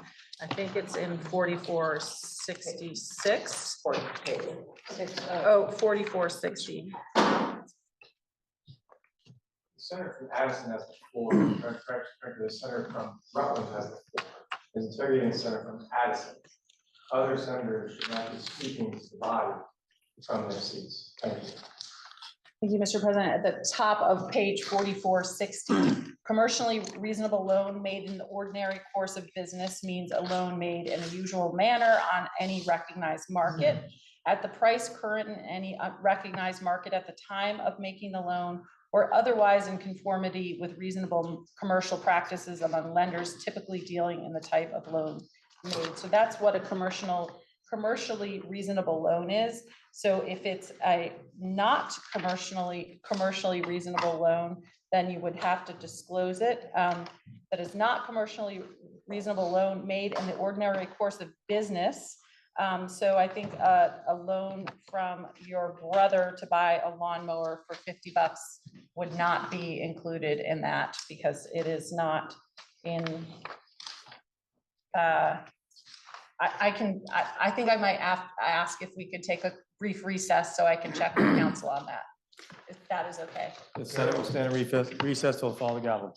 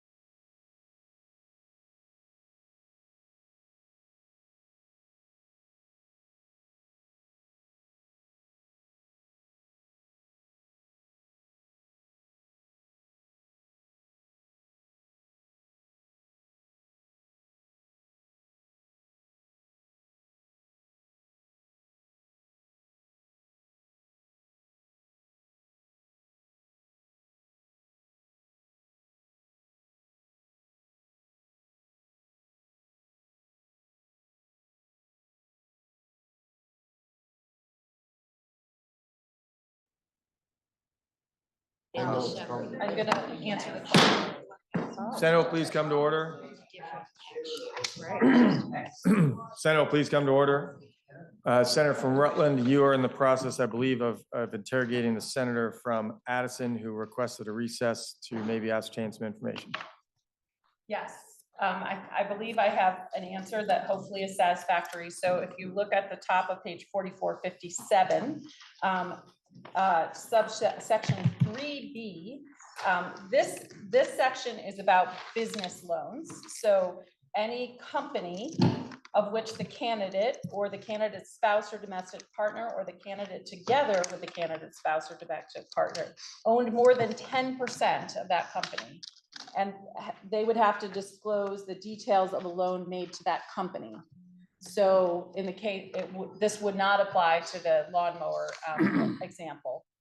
However, if you look at the next, further down the page, and you go to 6, a generalized description, but not the amount, to the best of the candidate's knowledge of the following investments held by the candidate or the candidate's spouse or domestic partner. You have A, B, C, D, E, F. F is the detail of any loan made to the candidate or the candidate's spouse that is not a commercially reasonable loan made in the ordinary course of business. So this would apply to personal things. So the first is for business.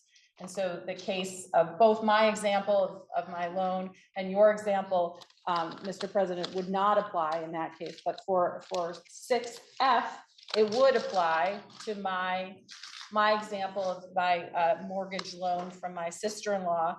I wouldn't have to disclose the amount, however. And so in your case, because an amount is not listed, technically, yes, the $50 loan. However, it's important to note that these would be on forms provided by the Secretary of State.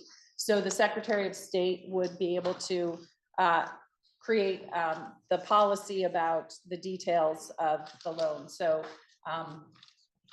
I think that technically, yes, the $50 loan, although it's unlikely that it would be in writing, it would probably just be a friendly loan, in which case it probably wouldn't be necessary, but the letter of the law, depending on how the form is laid out, then yes, it would be covered under that section. Hopefully that answers your question. It does, Mr. President, I thank you. And I did have 2 or 3 people come in the interim to ask me where they could get a lawnmower for $50. Oh, awesome. I would like to know that too. If I could, Mr. President, I have a couple more questions. On that same page 4457, down near the bottom, you reference subsection 6. And in A, it says individual stock holdings valued at $25,000 or more, which a candidate exercises control over or has the ability to exercise control over, which shall be listed individually. So let's assume a candidate was doing well enough to have $25,001 invested in Harley Davidson. Would the fact that he or she could vote for the board of directors of that company mean that that had to be disclosed? So in this case, it's just the stock holding. So you, the candidate would have to disclose that they have stock valued at more than $1,000 invested in Harley Davidson. It would not have to reveal how much it is because it says that a generalized description, but not the amount. So it could be $25,001, or it could be $25 million, whatever. It just has to list that it says Harley Davidson. So this is for individual stock holdings, the things that you can buy and sell as an individual stock. So Harley Davidson stock, it's not part of a mutual fund. It's something that you can exercise individual control over the buying and selling of that stock, as opposed to being part of a larger mutual fund or retirement fund that you don't have the individual control over buying and selling the Harley Davidson stock, if that makes sense. Thank you, Mr. President. I think it does. Let me move, if I could, to 4465. This is the failure to file, and we've now added a provision that would allow people to fall under this if they don't file their disclosure within, I think it's 5 days. So beginning at the top of actually 4466, beginning 6 working days from the date of notice, et cetera, it's $10 a day for not filing it on time, up to a maximum of $1,000. Where would that money go should a candidate find himself in that position?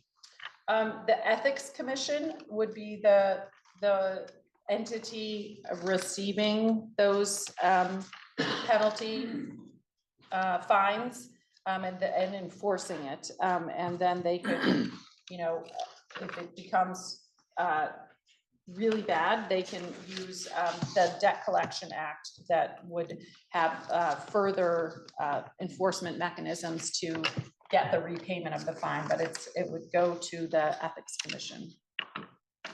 Thank you, Mr. President. So I guess if we had enough sort of bad candidates, that could be a funding source for the Ethics Commission. I would hope not, Mr. President. I but- agree.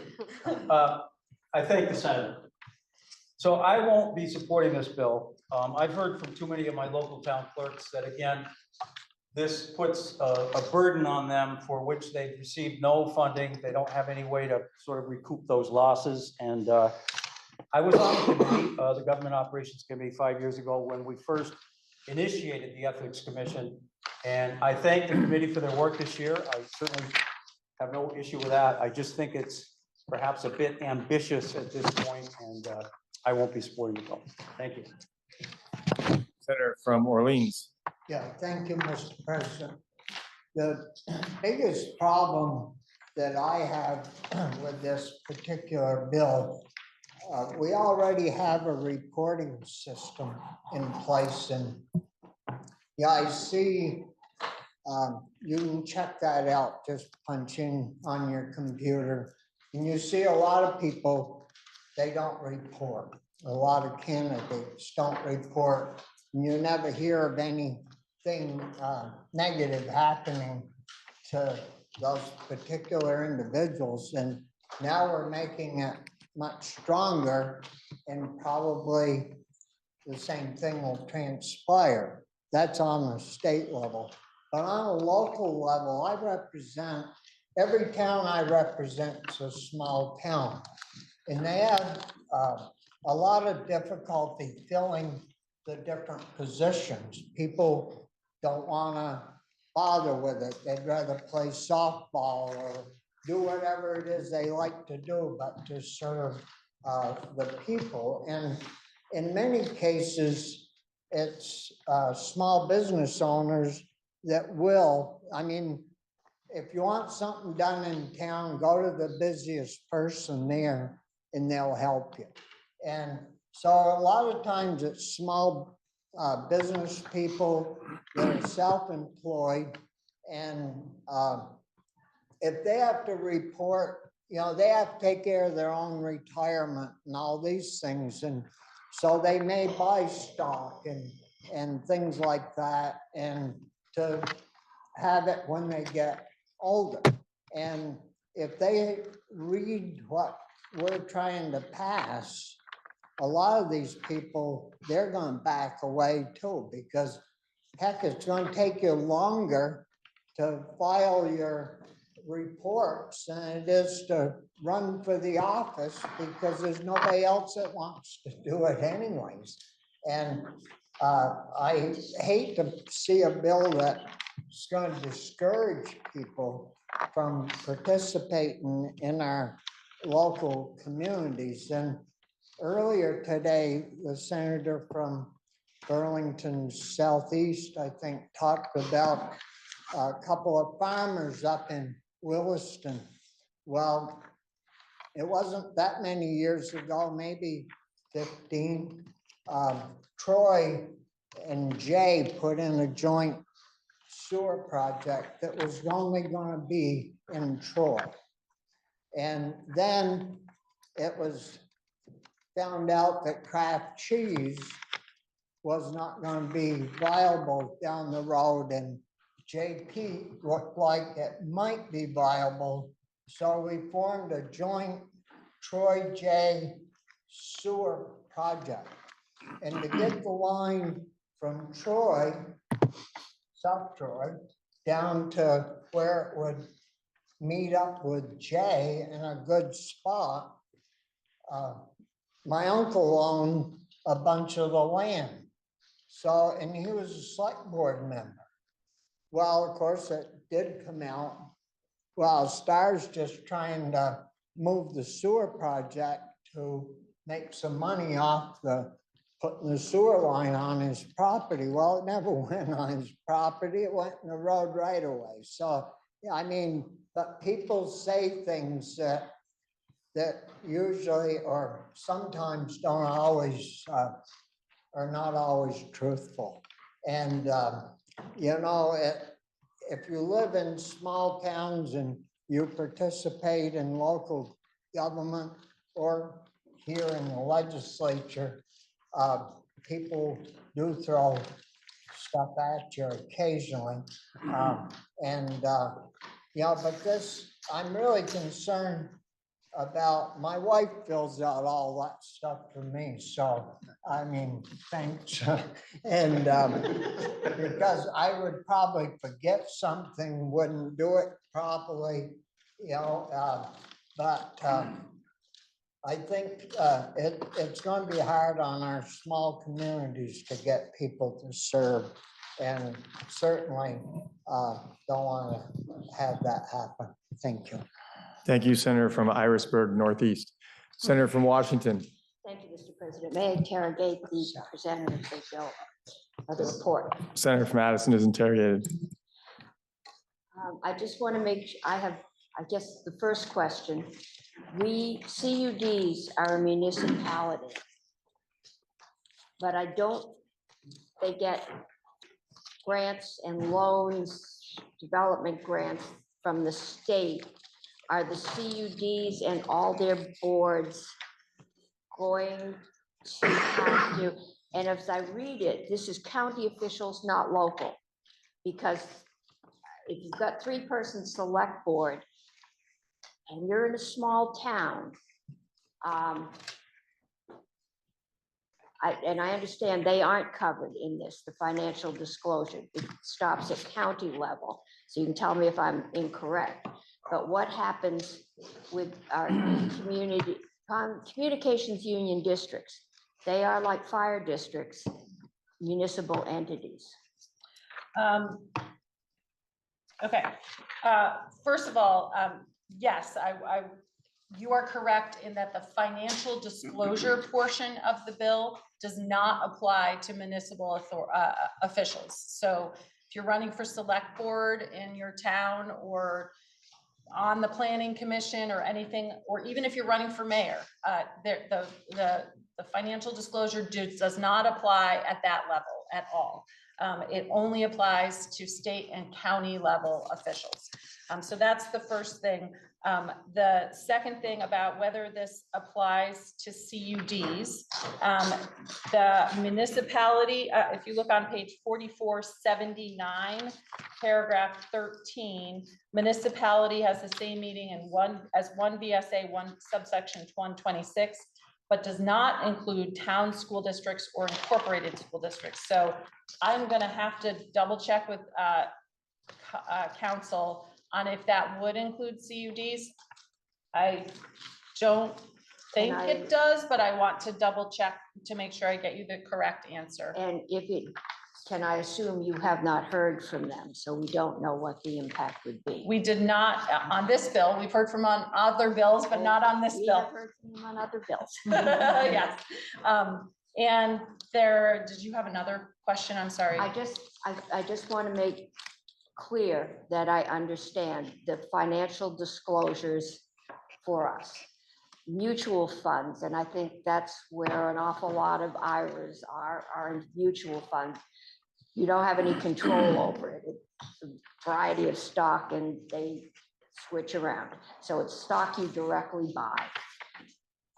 Annuities, they are generally part of a mutual fund again. But I assume that is income and would be disclosed as income if you are in fact drawing down an annuity. So if you look at page 4457, We discussed the individual stocks.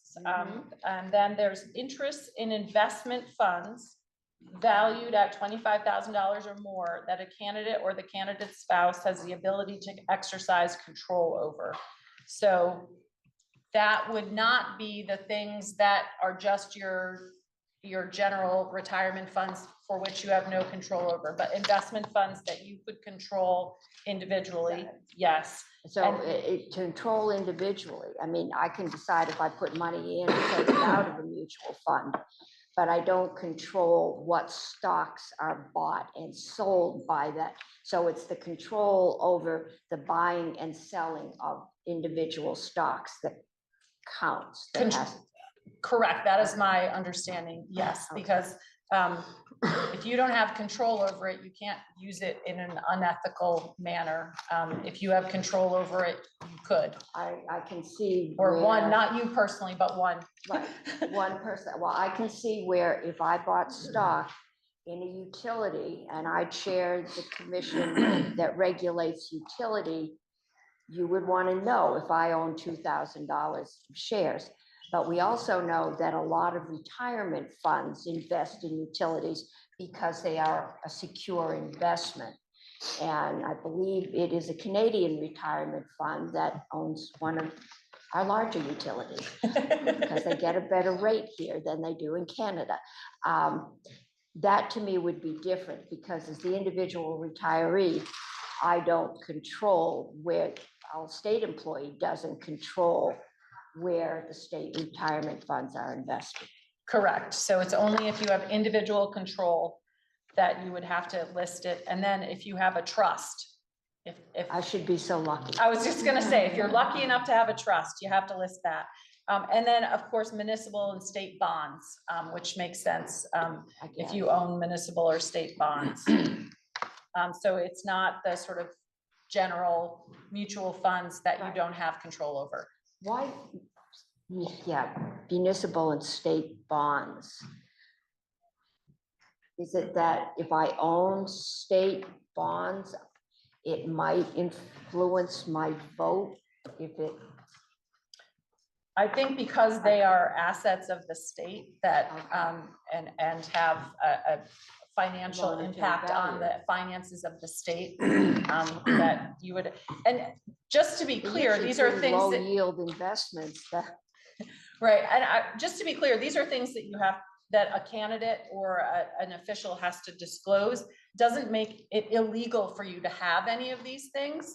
It's not illegal for you to have individual stocks that you can control. You just have to disclose when you do, so that in the example of the senator from Rutland, that if you own Harley Davidson stock and there's some kind of contract with the state with Harley Davidson, that people know that you have a stock in it and maybe you should recuse yourself from a decision related to Harley Davidson and state affairs.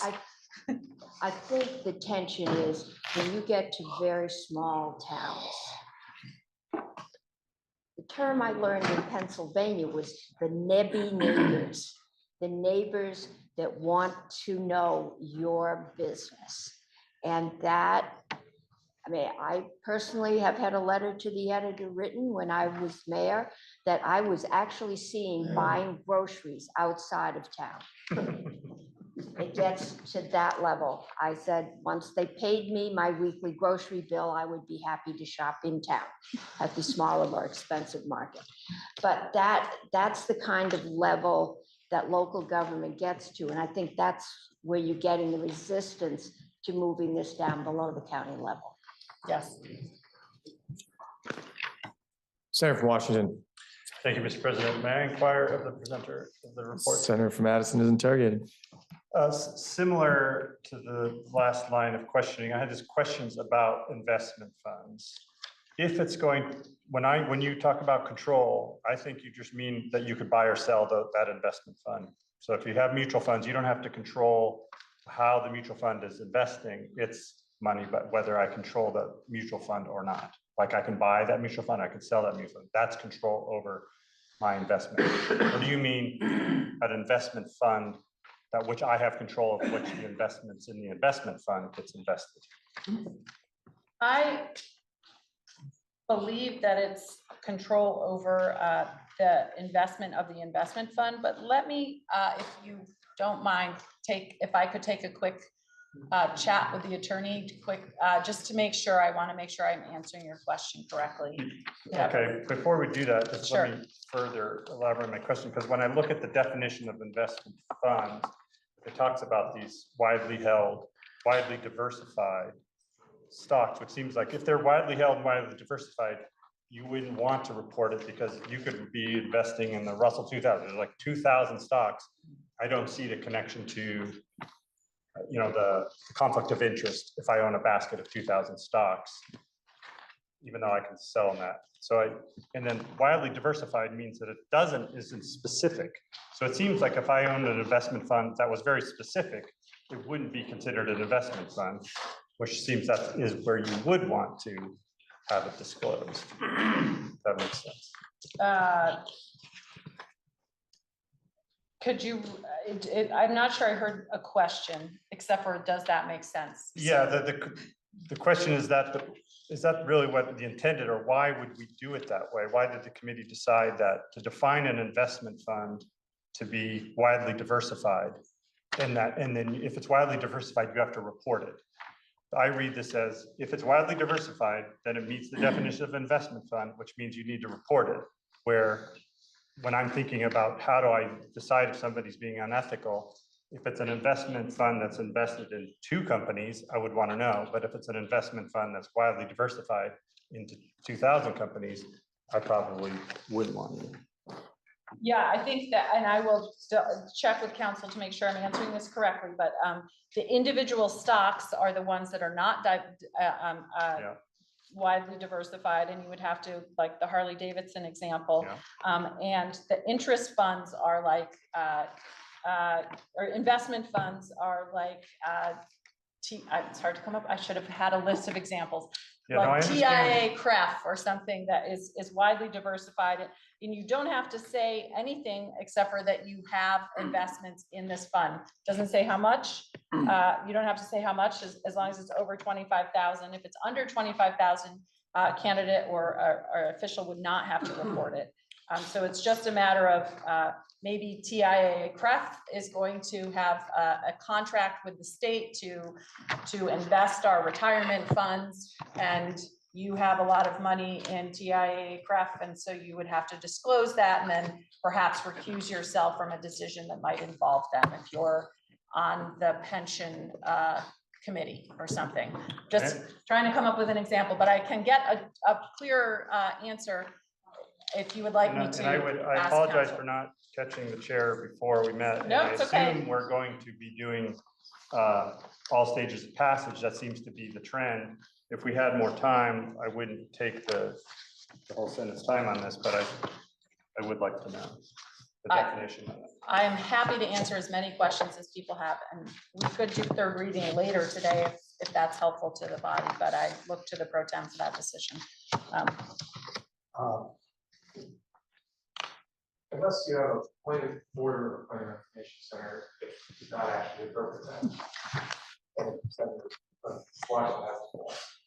So do you want me to take a recess to answer the question, or are you satisfied at this I would point like the answer before 3rd reading, whenever that might happen.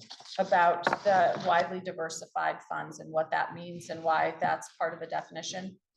Yeah, why do you want to disclose all those funds that are widely diversified? Okay, and do you have another question?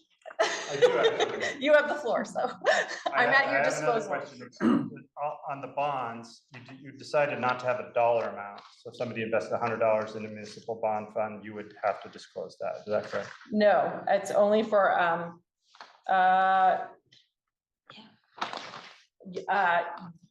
yes, actually, there's not a limit on the amount for that one. So yes, if it was $100, yes, it would have to be disclosed. If it's a municipal or state bond that you've invested in. Yeah, I wondered about that, but then if it's I just wondered about why we're disclosing this. If you're buying a municipal bonds, it might be, usually it's not just one bond, but it might be a collection of bonds. So there are multiple municipalities are building bridges or fire departments, fire stations that we'd have to declare. And just, I'm sure the committee tried to work on having as much information as we can that's going to be actionable to detect on ethical issues, but at the same time, not trying to overburden candidates and just providing more information for the folks that Senior Senator for Washington was talking about. So that just struck me as a curious thing to ask. And then I also to include, and then as seemed like you're trying to really get at all the different assets and financial interests of candidates, why not include real estate? So what I will say is that this list, the focus of the Senate Government Operations Committee work was frankly on the municipal ethics part of it, because that was the part of the bill that generated the most discussion and concern from our witnesses.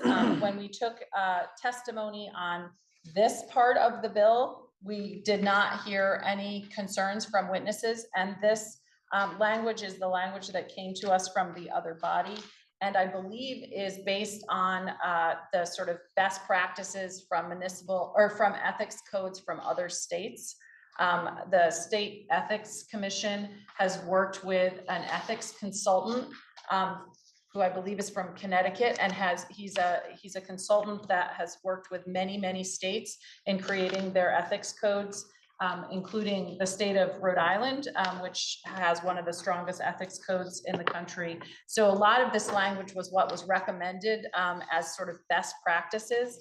And we did not spend a lot of time going through the details of this because we, in testimony, did not get any concerns. We did tweak some of the language at the request of the Governor's Council, but she did not object to any of it. She just wanted it clarified, and we got no other negative or sort of concern testimony on it. So our focus was largely on the municipal ethics code portion of the bill. Okay, understood. Yeah, I assume the only people that might want to testify with candidates who might not know about it. If I could, if there's going to be third reading later, we can do it later, but if there's going to be all stages of passage right after this debate, I would like to know, have to be more clarity on the definition of investment funds. I'm going to take that as a quick point of inquiry, which is even with all stages of passage, there would be a debate before third reading. Or would there be a break? I don't have the floor, so I can't call on you. That's correct.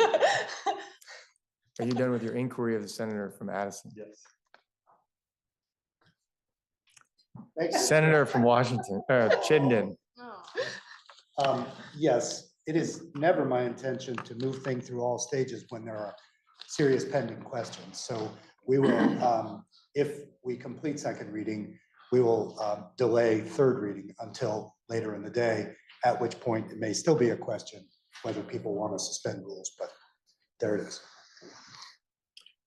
Senator from Essex. Thank you, Mr. President. At a time when it's getting harder to find candidates to run for office or to run for town positions, I just don't see this bill as being helpful. I think it's very intrusive into Vermonters' lives, and I think it causes a lot of harm, concern, fear.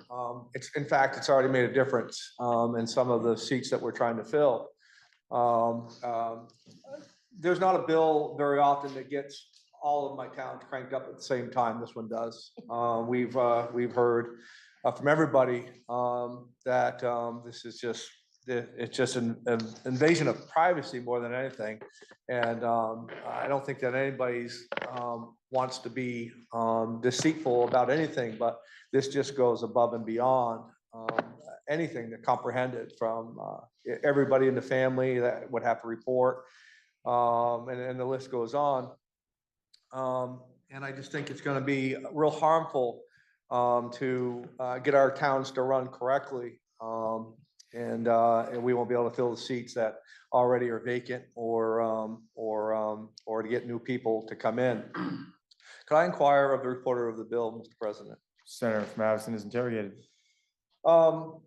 talking about investments of stocks, Mr. President, when somebody was to buy $25,001 worth of stock and have that in their portfolio when they were to fill out this form, and they were to sell that stock and to buy another stock in the meanwhile, was this a live document? Does this always have to be updated on every stock transaction that was to be made?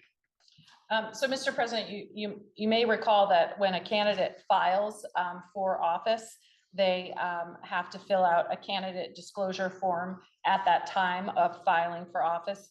It does not have to be continually updated. It is a one-time thing. And then, Mr. President, you may recall that at the beginning of the biennium, we fill out candidate or disclosure forms in our role as elected legislators, and that is done one time. And so these would be at points of time that they would be filled out and wouldn't have to be continually updated as people buy stocks. But then the next time that someone is to run for office, they would fill out a new form, or the next time that they've been elected and seated in office. And it would be based on the rule making in terms of the forms and the timing of filling out the forms. And again, I do want to emphasize that the financial disclosure portion of this bill does not apply to municipal officials. It's only for state and county level officials who already have to fill out candidate financial disclosure forms and financial disclosure forms for serving in office. And this would just add a few categories to the forms that are already required. Mr. President, who can access the information that's going to be held, this vast amount of information that can be held? Who's allowed to access that? The forms are public. They're a matter of public record. There are some things that are not allowed or not required to be made public, which I read during my report, which of course includes any social security numbers, personal addresses, and any confidential information. But this is a matter of public record, and that is kind of the point, so that people, members of the public, can understand what there are potential conflicts. For example, in the example that from the Senator of Rutland, if we were doing a state contract to buy Harley Davidson motorcycles for everyone, which would be kind of cool. If the senator from Rutland had a huge amount of stock in the Harley Davidson company, he might have to recuse himself from discussion of that contract because he would have a financial interest in the state buying 30 motorcycles for the Senate. What about, Mr. President, if it wasn't a state contract? What about if somebody was to hold a stock in a certain company and the subject came up and there was some course of action or going on? Should that municipal person, or should the representative or senator or higher office holder, should they recuse themselves from any type of discussions because they might hold an interest in that company? Just in the daily course of business, not to buy the Harley Davidson motorcycles for everybody as what's been discussed, but in any course of action, if they were to hold a significant amount of monies in that company and a subject matter come up, should they recuse themselves? There are rules for recusal that are part of for example, the Senate rules and the House rules. There are rules for recusal that are included in the codes of ethics. And anytime a public official has a question about the application of the code of ethics to their personal situation, they can seek guidance from the Ethics Commission to see if it's something that they may need to recuse themselves from. And also the public official can actually seek guidance from the other members of the body. For example, if you serve on a select board and you think maybe this is a conflict of interest, but I'm not sure, you can discuss it with the body and determine whether or not you should recuse yourself from a decision. Recusal is fact dependent and circumstance dependent, but disclosing information about the financial interests that a public official may have is an important part of transparency and making sure that public dollars are spent in a way that is beneficial to the entire public and not something that is going to increase the financial interests of an individual elected official or individual public official. Mr. President, some of the, because we are a citizen body throughout this building, and the people that are of working age have jobs elsewhere, would a senator or representative, if they were to be working with a company that does business with the state at any level, should they be recusing themselves from any type of discussions for what that company does with the state? Should they not be part of any discussions at all under this bill? Again, there would be requirements for disclosing. You have under on page 4457. This is for candidates, but it's mirrored for elected officials. Any company of which the candidate spouse, domestic partner, or the candidate together with their spouse owned more than 10%, and you would have to disclose the loans and any company ownership if you owned more than, 10%. And then again, as I said, with investments, recusal is fact dependent, and it depends on the circumstances and the discussion about whether or not recusal is required. And that would be something that would be based on the rules of the body and also the situation. And anyone can seek counsel from the Ethics Commission or in the case of legal counsel about whether recusal is necessary, or have a discussion with the body itself about whether or not an individual recusal is necessary.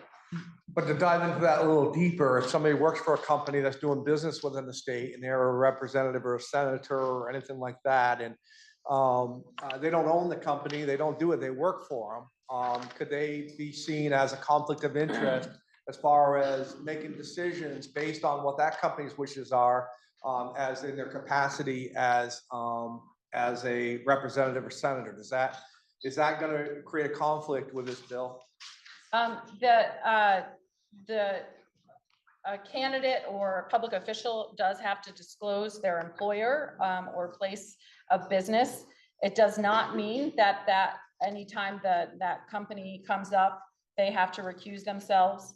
And there is, as I read out loud in my floor report, a definition of a conflict of interest. It means a direct or indirect interest of a municipal officer or such an interest known to the officer, and this is just the municipal one, but a public official or such known to the officer of a member of the officer's immediate family or household or of a business associate, and the outcome of a particular matter pending before the officer or the officer's public body, or that is a conflict with the proper discharge of the officer's duties.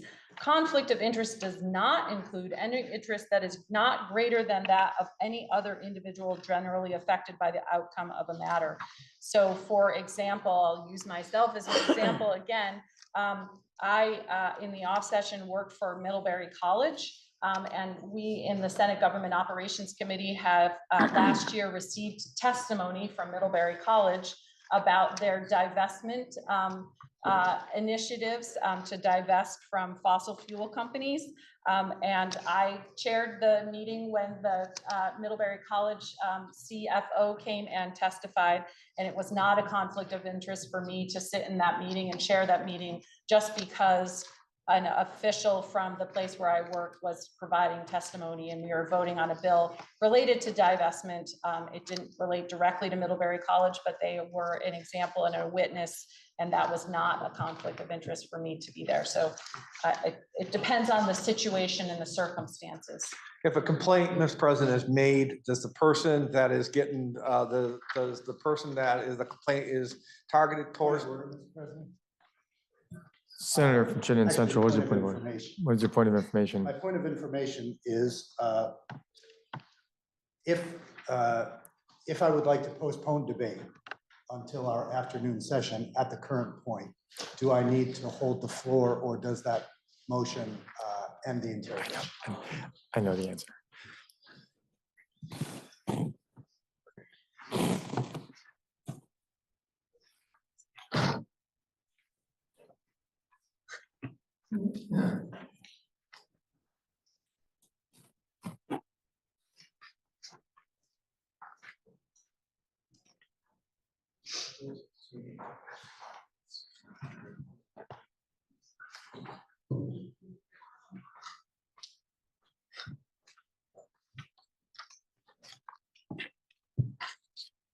Senator, you would have the opportunity based on Rule 54.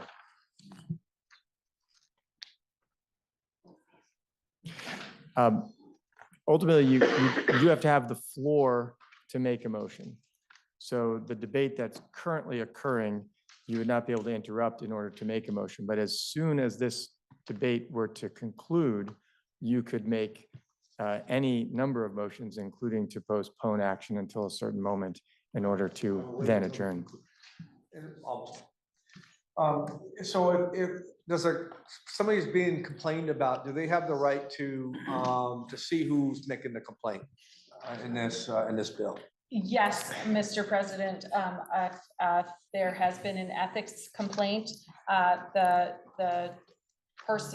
official about whom the complaint is made has a right to hear and see the complaint, and the rules of due process and evidence and procedure apply to all ethics complaints made before the commission, and then the rules of the legislature or the judiciary apply to the receipt of complaints made for those bodies. Last question, Mr. President. Does every complaint have to be investigated? Is there a process that's, it sounds like, Mr. President, that there's not really staff enough to determine, or just doesn't sound like there's staff enough. But does every complaint that's filed, does it mandate that it's investigated? No, the commission may investigate complaints. They are not required to investigate complaints. So they would first make a determination about whether a complaint is a reasonable complaint, and that if there is if I'm trying to find it in the bill, I'm sorry, it's big bill.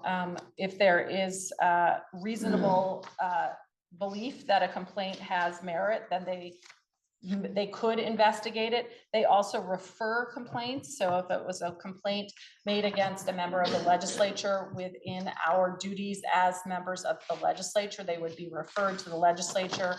Of course, judicial complaints would be referred to the judiciary. Municipal complaints would be referred to the municipality. And then the investigation and enforcement would take place within those bodies. The commission would have the authority, if they so chose, to investigate complaints, but they wouldn't have to, especially, obviously not complaints that they didn't think have merit. I thank the presenter of the bill, and thank you, Mr. President. Senator from Chittenden Central. Thank you, Mr. President. I would move, as I suggested a moment ago, to postpone debate to a time certain of 1:30 p.m. And that will be in a later motion that time. At this time, I would move to suspend the rules to take up for immediate action SCR 16. And I would further move that that resolution be read in full, and that when the vote is taken, it be taken by roll. Now, the senator from Chittenden Central has moved that the Senate suspend its rules in order to take up for immediate consideration Senate Concurrent Resolution 18, which can be found in the addendum that you have, and that the resolution then be read in its entirety, and that, well, when the vote is taken by roll, that's not really part of the motion. But are you ready for the question? If so, all those in favor, please indicate by saying aye. Aye. Those opposed indicate by saying nay. The ayes have it, you suspend your rules in order to take up for immediate consideration Senate Concurrent Resolution 18. We now have Senate Concurrent Resolution 18, which shall be read. SCR 18, Senate Concurrent Resolution honoring Senator Robert A. Starr of Orleans District for his decades of distinguished public service. Whereas Bobby Starr has resided nearly all of his life in the village of North Troy and graduated from North Troy High School. And whereas as a businessman, He is the president of the trucking company Stars United, Inc., but his true passion is public service.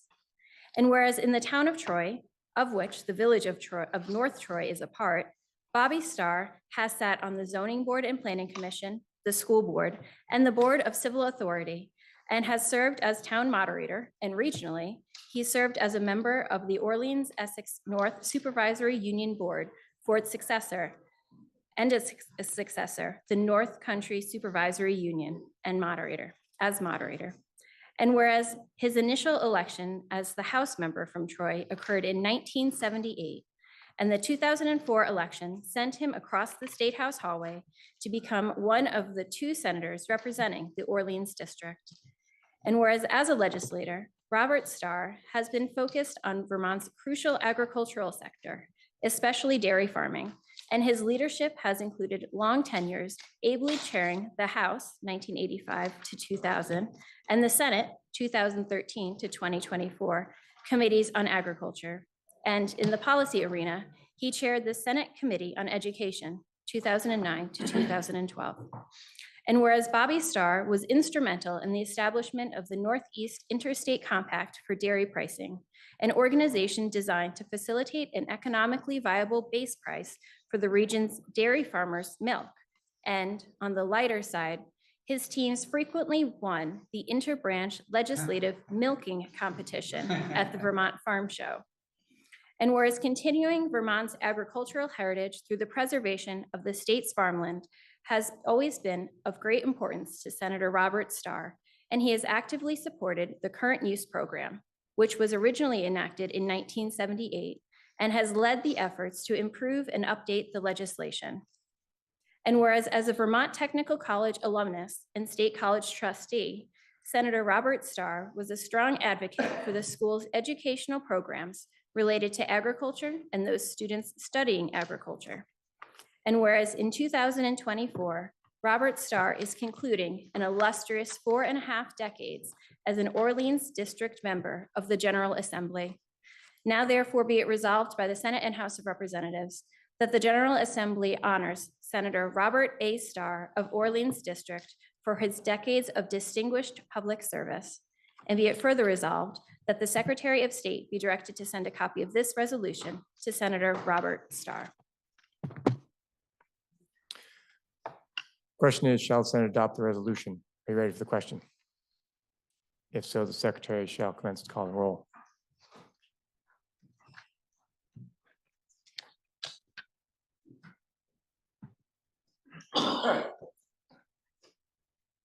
Senator Ruth, Yes.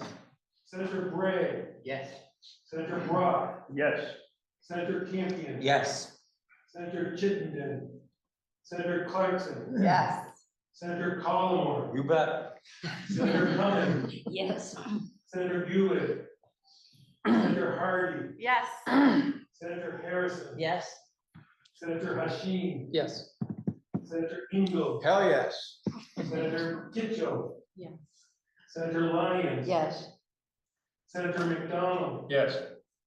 Senator McCormick, Yes. Senator Norris, Yes. Senator Hirschman. Yes. Senator Ron Hinsdale, Yes, with deep fondness and admiration.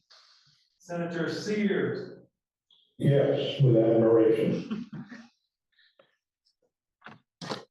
Senator Starr, Yes. Senator Wolski, Aye. where's the refusal? Senator Watson. Yes. Senator Wheat, Yes. Senator Westman, Absolutely. Senator White, Yes. Senator Williams, You bet. Senator Renner, Amen. Senator Chittenden, Senator Bueller,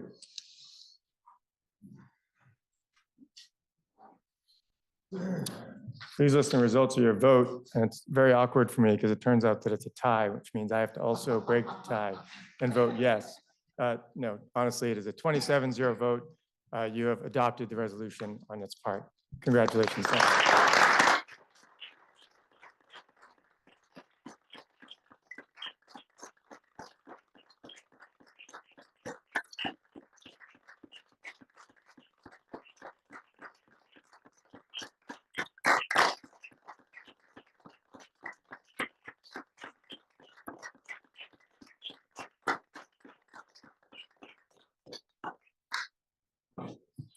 Senator from Chittenden Central.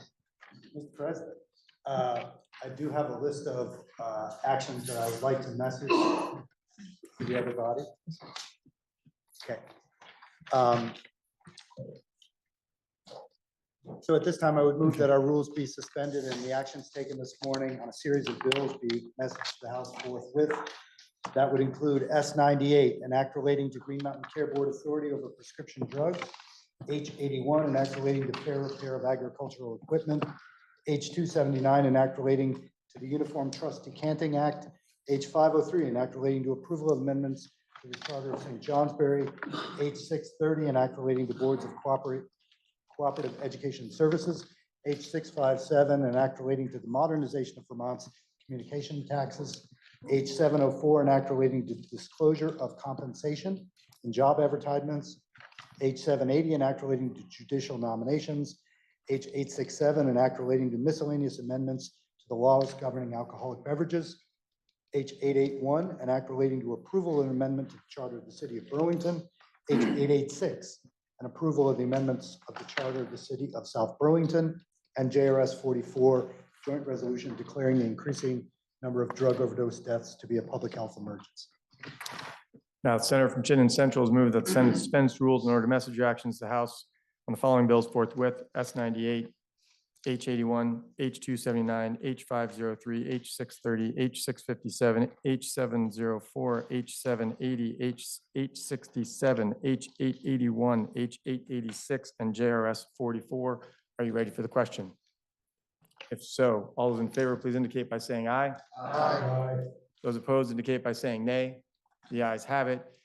And you have suspended your rules in order to message to the House your following actions on the following bills. S98, an act relating to Green Mountain Care Board authority over prescription drug costs. H81, an act relating to fair repair of agricultural equipment. H279, an act relating to Uniform Trust Decanting Act.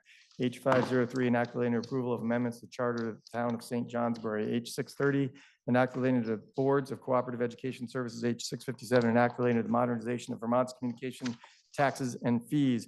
H704, an act relating to disclosure of compensation and job advertisements. H780, an act relating to judicial nominations and appointments. H867, an act relating to miscellaneous amendments to the laws governing alcoholic beverages and the Board of Liquor and Lottery. H881, an act relating to approval of the amendment to the charter of the city of Burlington. H886, an act relating to approval of amendments to the charter of the city of South Burlington, and JRS 44, joint resolution declaring the increasing number of drug overdose deaths in Vermont to be a public health emergency. Senator from Chittenden Central.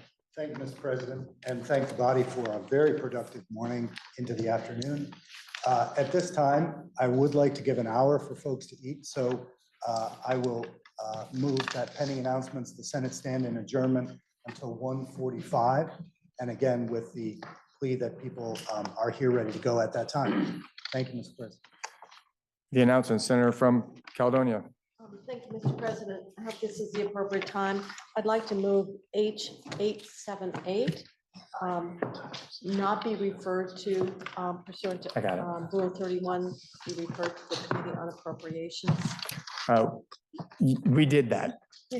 We did earlier in the announcements at the beginning of the day, so we're all set. He did it for you. Well, redundancy is good. Thank you. In my role, I do appreciate that. It's true. Redundancy is good. It's my job. Other announcements? Senator from Washington. Thank you, Mr. President. Senate Finance will meet 10 minutes after the fall of the gavel. We have one bill and one charter change to get out. So if we're all there on time, we should be able to wrap that up in about 10 minutes and free people up for other committees of conference. Any other? Senator from Madison. Thank you, Mr. President. I just, I know that the senator from Washington and maybe a couple others might be interested in answers or amendments related to H875. And I just ask that you try to find me and I can gather the committee if necessary so that we can be as efficient as possible during the lunch hour. Thank you. Senator from Essex. Thank you, Mr. President. Senate Institutions Committee on Conference will meet immediately after fall again. Senator from Madison. May I inquire of the President Pro Tem? If you so chooses, Senator from Chittenden Central. Thank you, Mr. President.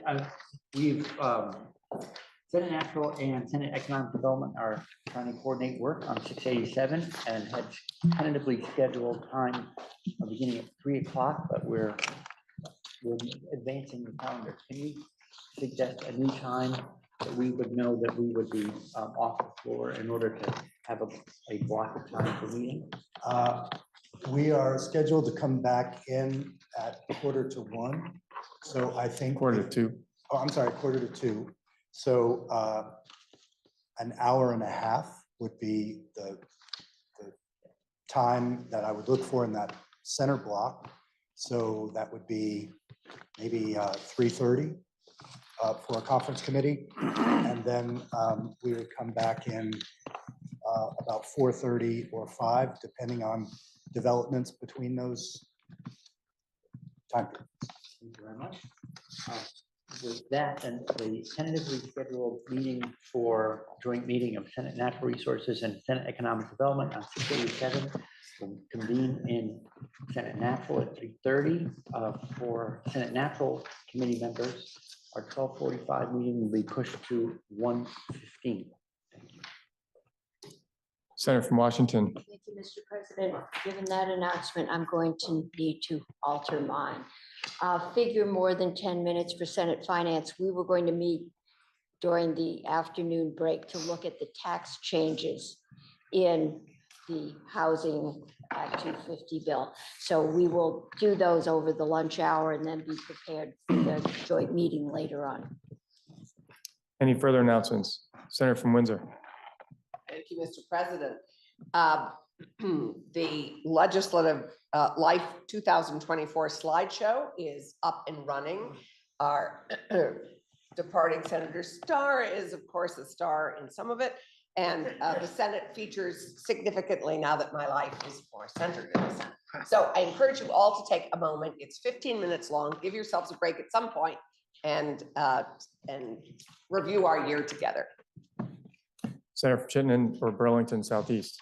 Oh, thank you, Mr. President. I do represent a very tiny southwest corner of Burlington, so most of my towns, Mr. President, are very rural and have a lot of farmland in them. Thank you, Mr. President.